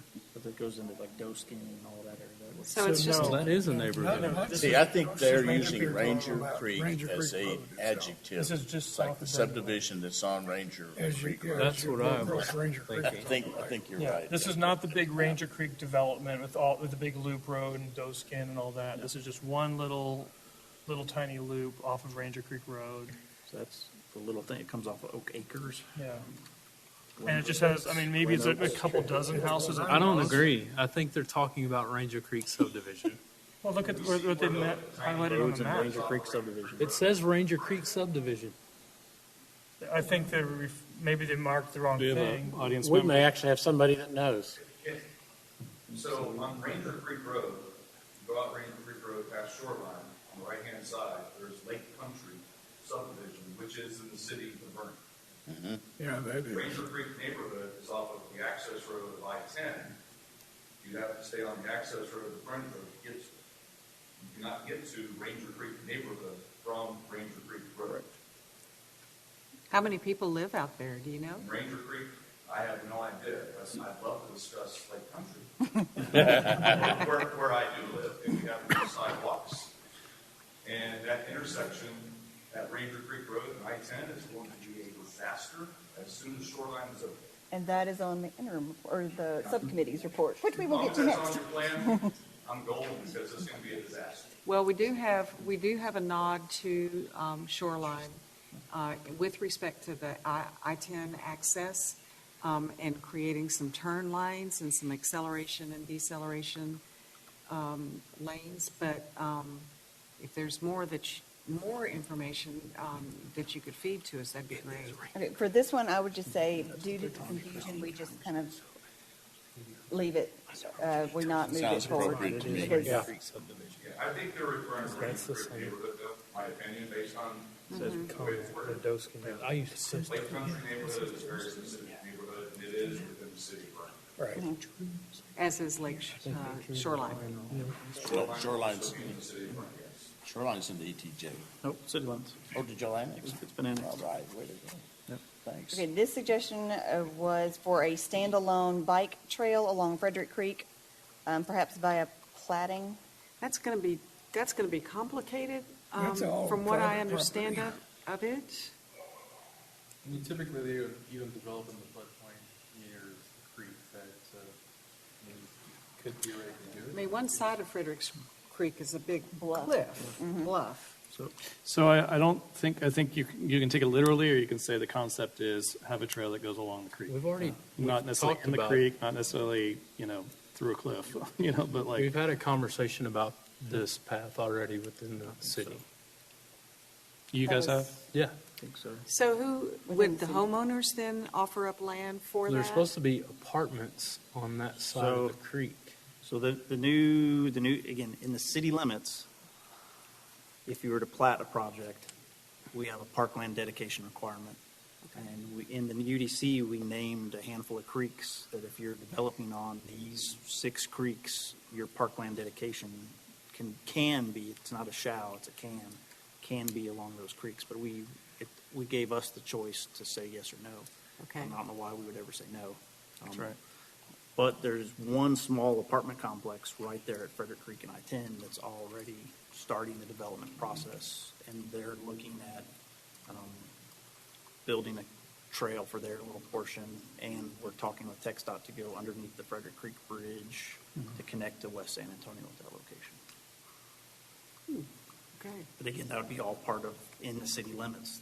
This picture, the vast majority of it is outside the city limits. That would be up to private landowners to give up their property. Okay. But it could Thank be you for that. incorporated into the Eldridge Bicycle Master Plan. Well, you start with a vision, but it also could turn into something that's a little, that integrates planning efforts. Developers, for example, could see the benefit of it from a sales position.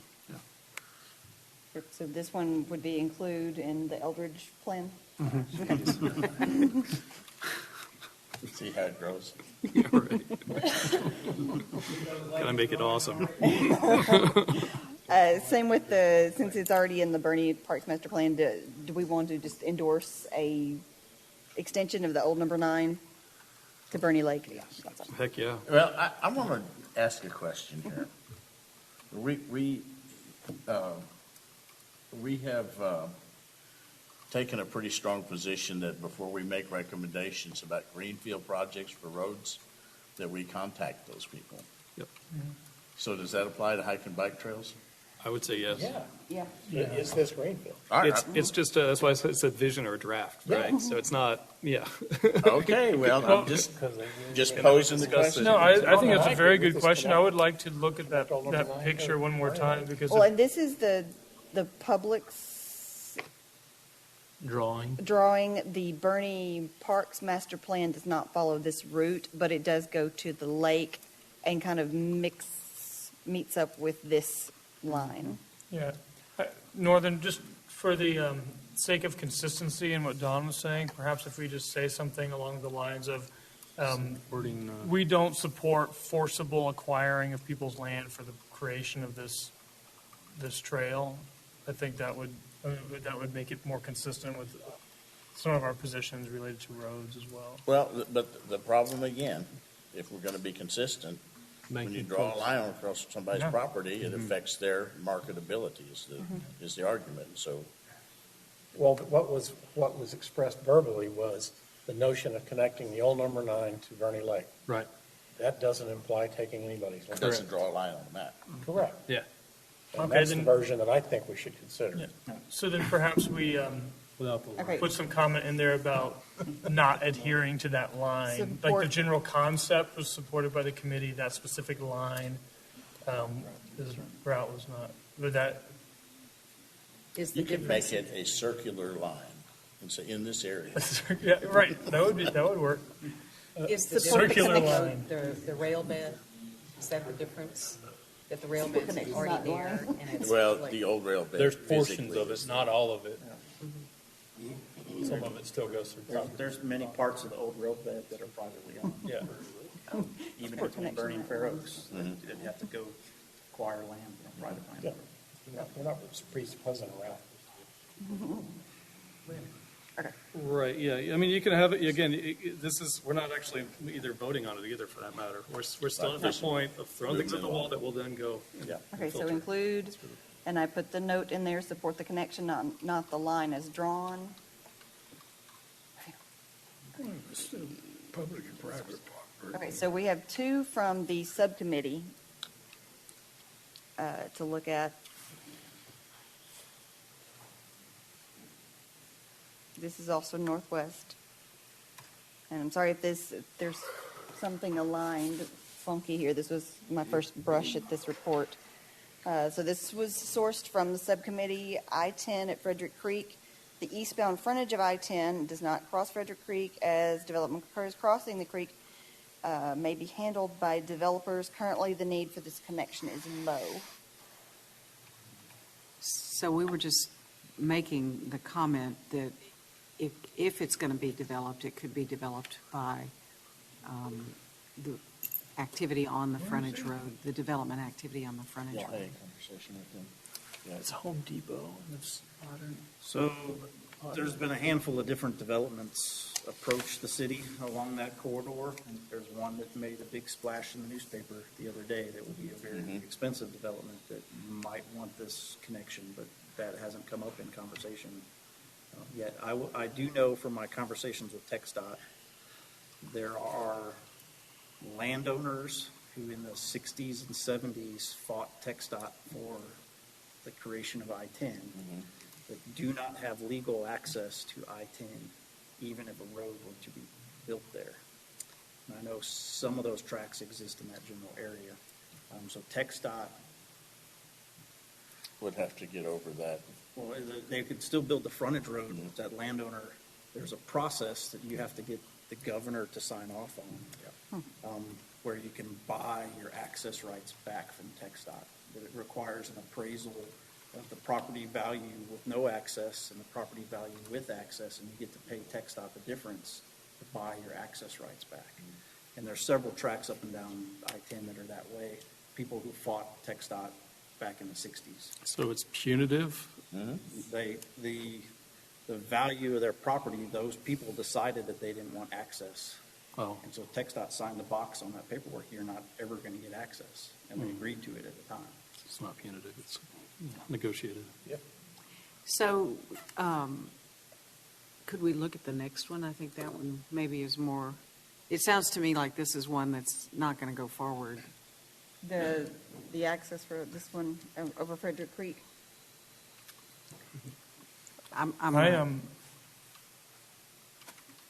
I guess I'm curious about it. Really, just bringing up Ranger Creek again. Those are the folks who, I guess, they have an entrance onto the highway, right? And so right in that, for that one section, there's an entrance onto the highway and then an exit, and there's just the frontage road just ends for that section. So I recall, is that right? Are we talking about Ranger Creek now? And then We're talking continuing down about from Frederick. John's Road south, there's a frontage road that goes down to, there's a trailer park, and then there's the propane station, and then Norfolk dead Park. ends. And it dead ends, and you Dead essentially ends. turn around and go back. Correct. That's right. The main benefit of doing that, I'm not advocating for it, would be to provide an alternate route in the event of an accident in that section of I-10. And you actually have other alternate routes in terms of downtown Bernie. And so I think it's a very low priority. I think you could do without it. I'm sorry, I lost track on trying to follow the mess. We talked about the Frederick Creek. westbound side here. Eastbound. Eastbound. Between Johns Road and Highway 46, basically.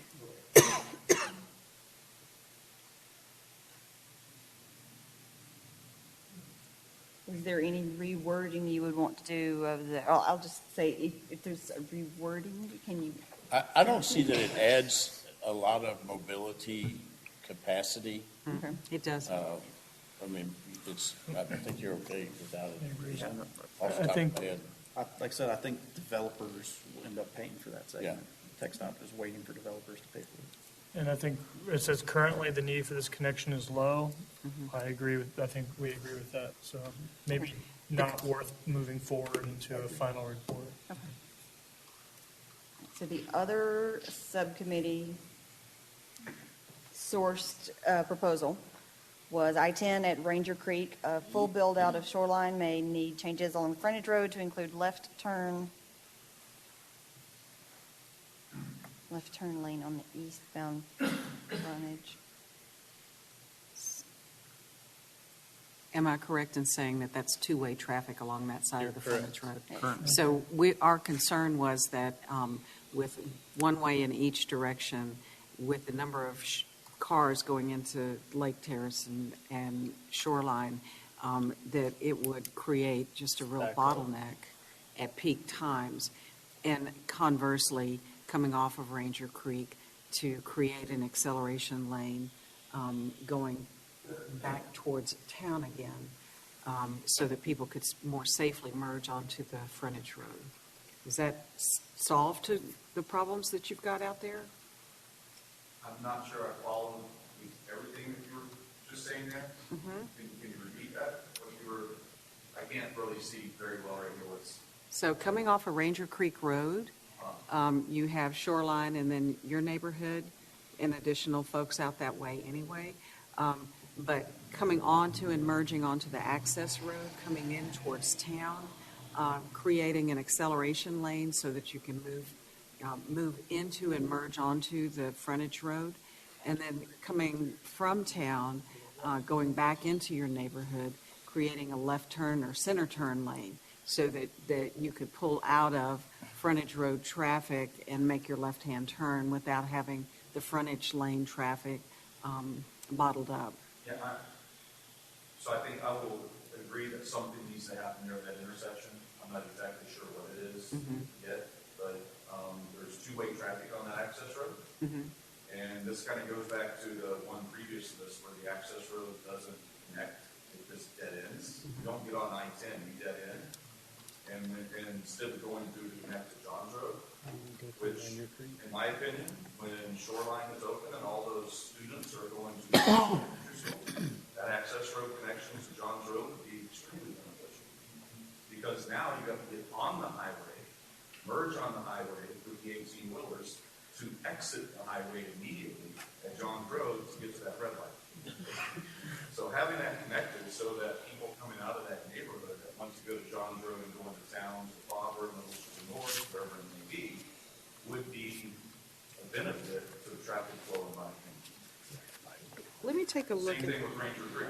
They have to come out, Ranger Creek has to come back down that two-way road now in order to, actually they can hit the access road right there.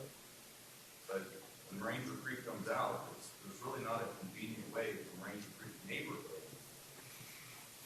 to go in the other direction. So right now, we're talking about Shoreline Park area with 300 homes projected out to 2029. Lake Country and Lakeview East have 30 projected out that area. Is Champy Springs out that area? It is, but it's a large lot subdivision. Country, you're not, I mean, again, I think it's important, I don't mean this isn't important, it's in the county, but you're getting into ranches. Yeah. You're getting into, 25, 30, 50 plus acre lots. And they're all deed. Like Champy Springs, is that a ranch? Yeah, it's a ranch. Kind of ranchette? Minimum 50 acre, 25 Yeah, acre. it's a large, Lake Country is the last neighborhood going out there. Bits, you have, The fortunate thing is it pretty much dead ends, right? Ranger Creek Road, pretty much dead ends. You have to come back Right. to hit I-10 at that area. So there's only one way out of it. So when we're talking about connecting neighborhoods, you know, there's no connection to our neighborhood, Ranger Creek neighborhood, which is a stone's throw away, to have any traffic flow. And also, when they had the flooding on the lake, that was flooded as well. Yes. And we couldn't get out. That's the That bridge is spillway. gonna flood. Yeah. When the creek goes through. And the bridge is extremely narrow. yeah, it is. Right Entire here. road is extremely narrow. That was the comment on the bus stops. When the bus stops, The road I mean, stops. everything should stop, but I mean, there's no room. That bus is taking up the space. I have a question. That Ranger Creek Road and that eastbound, or in this case, southbound frontage road, that's a four-way stop right there, correct? All traffic stops. Three-way. No, It's a three-way. it does not. Not the freeway, the front, I'm sorry. Ranger Creek I'm Road talking about the stops. eastbound. This one? Right there, right there. No, Yeah. this is. It's not a four-way. It's a No. two-way, Three-way stop. so it continues on, okay. The access roads coming on either side, westbound or eastbound, west side or east side of I-10 do not have to stop. Okay, so the access roads continue right there, On the okay. exit I-10, we're coming through there about 70 miles an hour. Off a hill on both sides. Right here.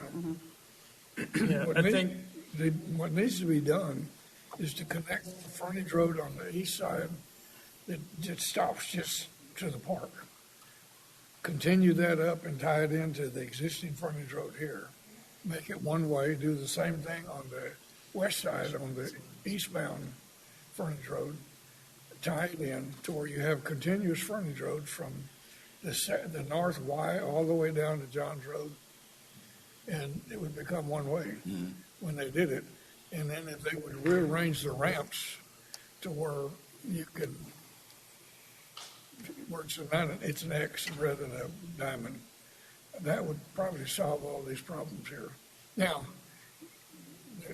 unless they're going to raise that bridge, you know, that's a problem there. Yeah. Whenever it floods, you're stuck. But if they could just fill in the gaps on the frontage roads and rearrange some of the ramps, I think that area would be a whole lot better off. There's no, I don't believe there's any long-term plan for that, is there? Long term. Long Nothing, term. nothing that's funded or likely to be funded soon. No, they stopped at Johns Road. I'd like to move it forward. I think it at least for the short term, to move this one forward, that came out of the subcommittee, and create perhaps a sort of an add-on to look at longer-term needs, which are going to be far more expensive and require TxDOT. This is going to be TxDOT as well, right? Yeah. I can actually expand it to include. The these frontage other road things we just extension to talked about. Johns Road, I think it's a good idea. Move it forward. Thank you. And I believe Is that it? so. All right. Very good. We appreciate your indulgence. We come now to the second opportunity for public comment. If you'd like to make a comment, please come up. Same 3-minute rule applies. Yes, ma'am.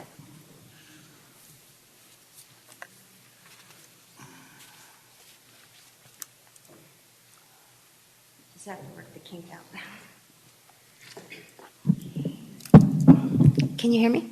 Yeah. All right, thank you. First of all, I thank all of you for your hard work. This is obviously a very difficult job, and I do appreciate everything. What's your name, please? I'm sorry, what was Your that? name? Oh, I'm sorry, Alexandria Rudd, 68 La Concepcion Drive, Bernie, Texas. I'm sorry? Rudd, R-U-D-D. I had some issues to mention, quite a few, and I think right now the primary thing that I feel at the top of my mind after listening to this conversation is my impression is we are dealing with these problems after the fact, after these subdivisions arrive. Suddenly we have issues with safety, access, bridges, buses. Can we do anything differently going forward to put the developers with more responsibility before they plan a high-density subdivision to ensure that their traffic problems are fixed instead of burdening us after the fact? It's so much more difficult to accommodate a high-density subdivision than one with lower density. And at some point, we're overwhelmed. I feel like the house is on fire and we're bringing in propane trucks to sit in the driveway. That's my impression. And I know there are probably more complex issues behind this, dealing with the county, legislation. Somehow the developer issue is a big problem. If you look at 46, you look at Esperanza. Do I only have 3 minutes? Or you still have a minute and a half. Okay, great. You look at Esperanza, you look at 46, all those subdivisions. I don't know what the developer responsibilities were. I'm learning more about those as I drive through now.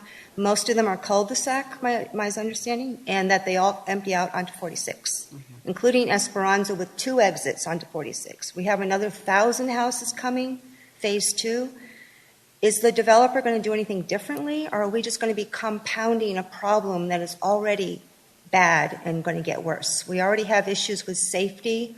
People coming from New Braunfels, those trucks are going 70 miles an hour. They don't start to slow down until they hit Almond Road, that light, and then they slow down. But if we're going to keep building out that way, adding more traffic, we're going to start having some serious safety issues. So I think if all I can say is 3 minutes worth and I don't want to take any more time, I see a developer problem. Thank you, Ms. Rudd. You have 30 seconds if you want to say one. Okay. The other thing is, I did get a complaint from a woman. She said she was sideswiped. Her car was totaled. Can they consider slowing down the traffic coming from New Braunfels on 46, perhaps a mile or 2 further out? Because people do not start to slow down immediately, and I believe they're still going very fast at the second Esperanza entrance. That would be a good safety improvement. Okay. Thank you, Ms. Rudd. Okay. Oh, this is a switch. My name is Brian Fowler, 441 Oak Park. I wasn't planning on saying anything, but after hearing the conversation today, I just wanted to say a few comments. In addressing the last comment, like for developers, my experience on city council was, the city doesn't have control over growth. Developers come in and buy land that belongs to people that maybe are relative of a rancher that sold their land finally, and then it's really a state, politicians, that control the development of MUDs, and then whoever controls the development of a MUD controls the development, and then the city has to deal with the outcome. We all know that, and that's what happens. So what I really want to talk about is a course that I took in my engineering background is statics and dynamics. Sophomore level course, statics, pretty easy to pass. Nothing's moving. It's all standing still. Dynamics, everything's moving. There's a lot of movable parts.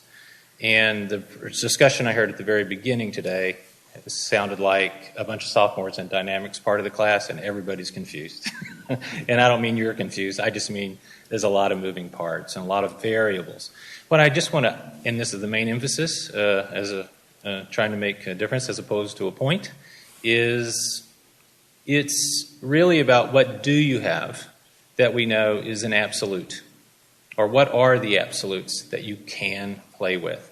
And I know you're having to deal with a lot of different things out there, but there are some absolutes that have been established in things such as a master plan in a city, or the Parks and Rec master plan I heard talked about on the bicycle earlier. There are some well thought out things, tools that exist. Tools such as what you need to figure out how to evaluate data. Well, good luck, and whoever's going to pay for that, and good luck on that. But I know you're searching. But I know these absolutes, and I think of absolutes that come down to things such as our Main Street. What is going to happen to our Main Street? Our Main Street needs to be owned by the city. It doesn't need to be owned by TxDOT. Is it a priority? If it is a priority, then how does that priority influence all these other decisions?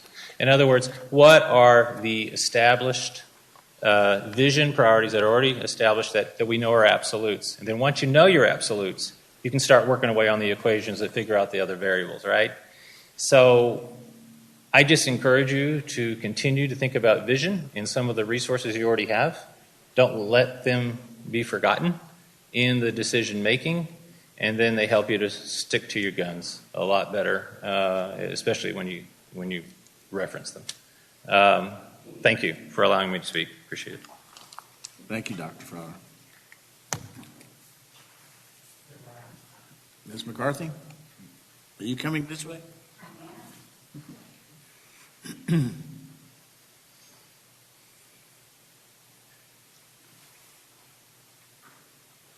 Wanda McCarthy, Ammon Road. As Ms. Rude said, I want to thank you for all your time. This has been exhausting, especially with COVID, and it's been drug out a lot longer. And I thank you for continuing to plow through the data and the many recommendations in order to come up with a viable answer. But hopefully that will meet the interest of the community versus the financial benefits of those outside the community. That's my hope. I have a few questions and comments, so I'm going to zip through them real fast, and hopefully y'all can answer them later. I wanted to know how far we are from efficiently implementing the improvements that y'all agreed upon and that you recommended, the low-hanging fruit things that everybody pretty much agreed upon and put forward, but they're still not being implemented yet, versus trying to tackle the big major improvements that may be required, but kind of muddy the water in looking at what major improvements really are needed without those easy things being done first. So that's a question I have. Another question, as Northern said earlier, we have a relatively new road, Esser. It's almost at capacity at peak times. I think that has to do with planning and implementing a visionary plan. We just finished working on 46 all the way out to the county line, and yet there's still not 5 lanes with ingress and egress all the way down. It's like, here's a little one here, here's a little one, put back together. If we would have done that all at one time, or 46 going into Esser, we put all that together, less than 5 years later had to tear it all apart because we didn't plan correctly and put the correct information into the contract. Supposedly lights weren't on there. So we've done that twice. We're going to do it again with 46. Let's propose things that even if TxDOT is in charge, that we put our sense in that say, hey, let's do it right the first time instead of putting a Band-Aid on it and then having to do it again. And people really, really inconvenienced, one, but safety is an issue secondarily. Jeff said something about the TIA rules that are required for subdivisions, and yet her ranch has no ingress egress. They have a school, they have as many houses as creeks, as Esperanza, but no ingress on a major thoroughfare. Why can't we do that? I mean, those are real easy things. They're in your rules. They're not done. My last comment, several of y'all discussed the imprints of the roads for transportations for like 473 to 474. Just like Sister Dale, we have not expanded it to a 4-lane road, but we've improved the, quote, safety of it by having an edge to the road, a side to the road that's equal to the width of a car. There's a lot of places in the county that need that safety improvement, and I'm hoping that the convenience and efficiency of a few people that want to get back and forth to San Antonio or the trucking industry to get across 46, those aren't, the safety isn't put aside. For instance, like 3351, going out to Candelia. Okay, this is my last comment. That's an unsafe road. It's going 55 to 60 miles an hour all the way out to Candelia, and there is not even an edge. There's no shoulder. There's a lot of places in that county that the safety is still a huge interest. And that's my comments. Thank you. Thank you, Ms. McCarthy. Just for the record, One time you mentioned that we have a new road, Esser, I think you meant to say Herf, is that right? Yes, Herf Road, as it goes into 46. I'm sorry, I misspoke. That's fine, I thought that's what you meant. Thank you. Anyone else?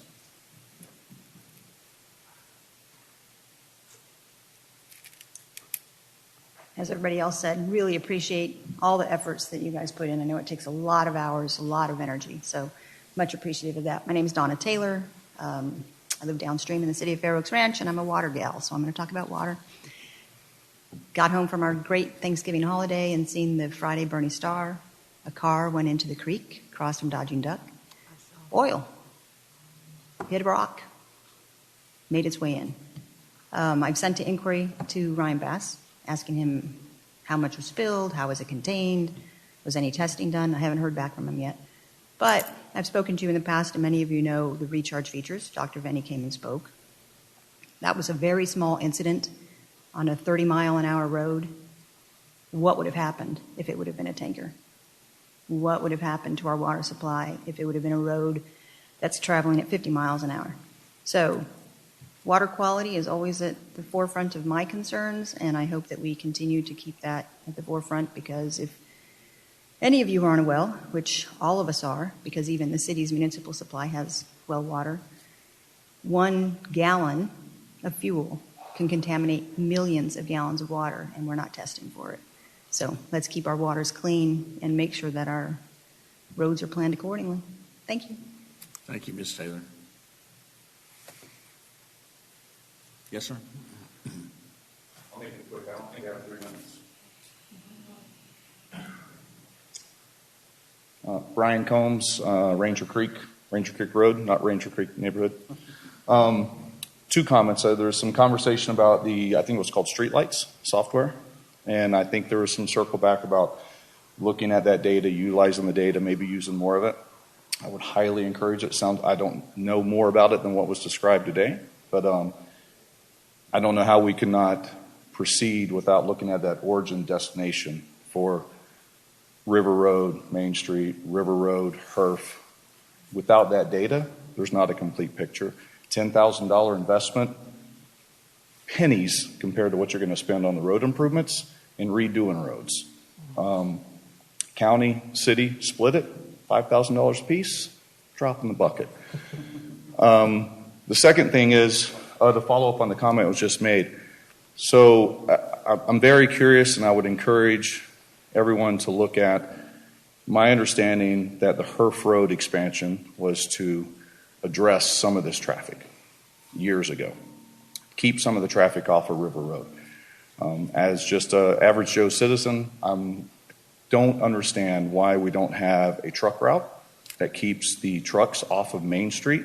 I understand local traffic. I understand there's construction sites. They have to get here. That's fine. Why don't we have a hazardous material route? There's a route existing today.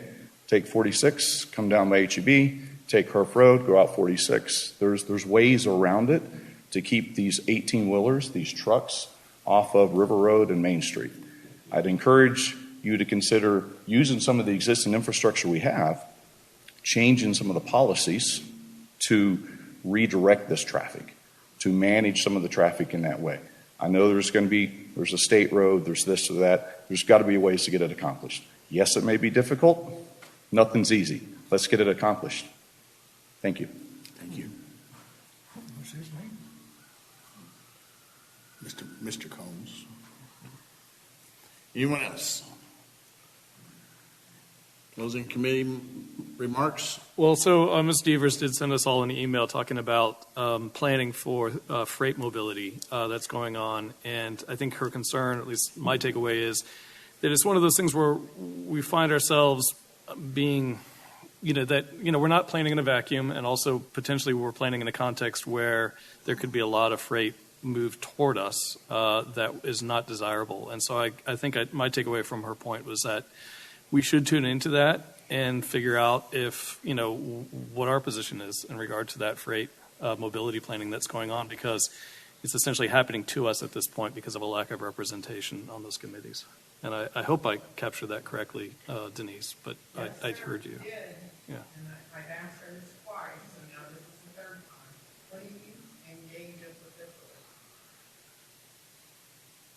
I don't know what the next steps are to have that conversation, or if we do that here, or how that works, frankly.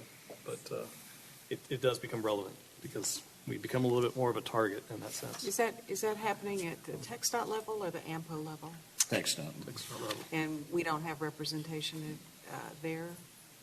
Or Denise, she's the only one that's been going to the meetings, as far as I know, right? Well, I know we have representation, I think, Ms. Commissioner Bergman Yeah. is part of AMPO. But at this level of planning, nothing? No.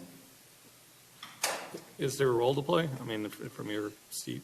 To me, in my view, it's a valid concern. It's a legitimate concern, but it's a regional plan. Frankly, I've got my hands full with this process here. It would be nice to have the information, but in my opinion, it's so far down the road that the information that we might glean from that, other than what might happen, is not going to inform our reports all that much. So it would basically be a volunteer, I'm sorry, go ahead, please. Denise Deaver. I live at 53 Silent Spring.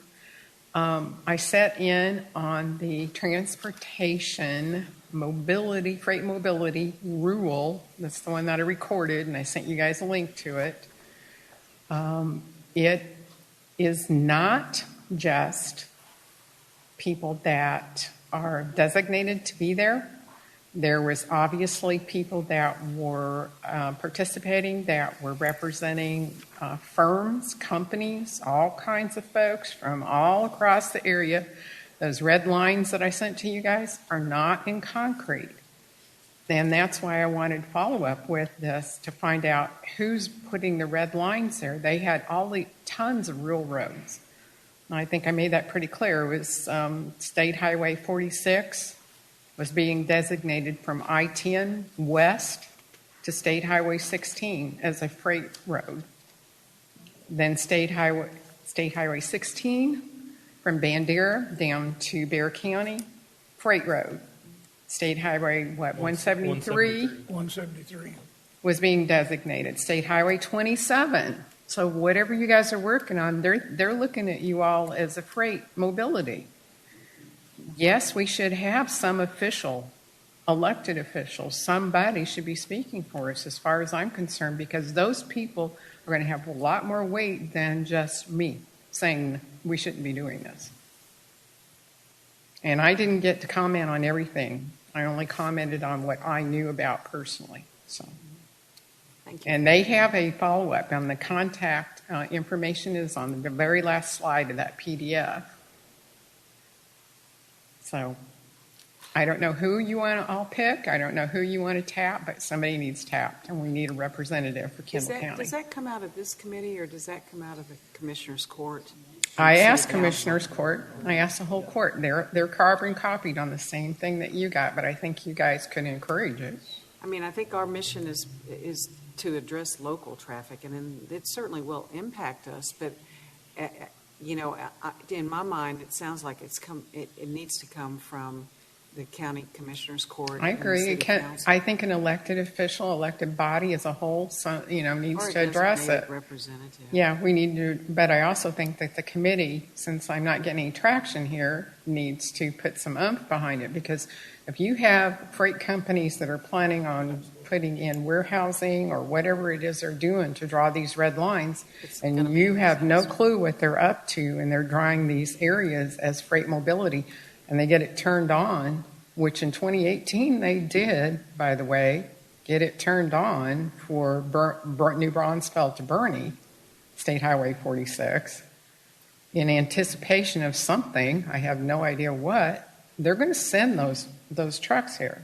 They're going to turn that on and say it's a freight mobility corridor. If we don't want a corridor that goes from New Braunfels, Seguin area, all the way over to, State Highway 16, then we better be speaking up. To me, it's a dangerous thing. Very dangerous. Let alone undesirable. Appreciate it. Any other committee members have comments? John? I wanted to comment exactly on what she talked about. I watched the presentation, and I can't imagine setting up a truck route on 46 from 10 to 16. I mean, you have very sharp curves, you've got very steep grades, you've got a combination of curves and grades at the same time. That would not be the ideal truck route. In fact, it ought to take it away from there. Now, we got to remember that here in Bernie, we have no seaports for transportation. We have no railheads. We have no airports. Everything we have here is brought in by trucks on the highways. So we need to not box ourselves in with some wild ideas, but we need to understand that that's where it's coming from, and we need to address that. But I'll agree with Denise that 46 from 10 to there is a horrible idea to make it a truck route. Now, a better truck route is 27, it's more flat. But then you go through towns and the truckers don't want to do that, it slows them down. So they need to stay on 10, which is a hazardous material route. Well, I think Denise's point, though, is that if we're not at the table, then we're on the menu. And, the local roads are on their menu. And if no one's there representing us or watching, then it's happening to us rather than being co-created with us. And I don't know or if there's a way forward with that. Is it a policy recommendation? Well, I'm going to step out of my role as a committee chair and tell you as a commissioner, this has not come up as discussion at Commissioner's Court, so this is my personal view as commissioner. I don't know what that means, designated freight corridor, whether that means that TxDOT is directing traffic that way, or if perhaps it is a route that is designated by trucking companies that it's a recommended transportation route. Like when you say you want to go from here to a certain other address in New Mexico, it'll give you 2 or 3 routes. If that's what it is, then there's not much we can do about that. But the Commissioner's Court, I don't know that any one of our members is all that keen about tracking to find out what this is until it becomes more tangible. Perhaps as part of the RPO planning process, we can find out more about it. I will raise the issue with the county judge and see what he'd like to do. But I think the priorities for most of our citizens have to do with addressing the mobility problems here, and those are significant enough to warrant our full attention. May I say something about Mr. Combs' comment? Early on in the recommendation process, we did talk extensively about designating truck routes and illuminating go this way trucks, 3351 and HERF in particular. It's written on one of those summaries from the meetings that we held. I suspect we'll come back around and revisit those recommendations again in our final report. But yes, we're very aware that it would be very helpful to have signage that says go that way and not this way. I could speak a little bit to that designated freight corridor. Like when we've done a design, when a roadway is designated for a freight corridor, doesn't mean that trucks are directed to that roadway. It just means when we do the design, it's going to be designed for a WB 62, a wheelbase 62. You'll have 18.5-foot clearances for the bridges. That's what that means. So if improvements are going to be made to 46 between New Braunfels and Bernie, it's going to be, let's say if it was ever to be a 4-lane divided highway, you would have a 60-foot median or 80-foot median, so a big truck could make a U-turn in a median opening.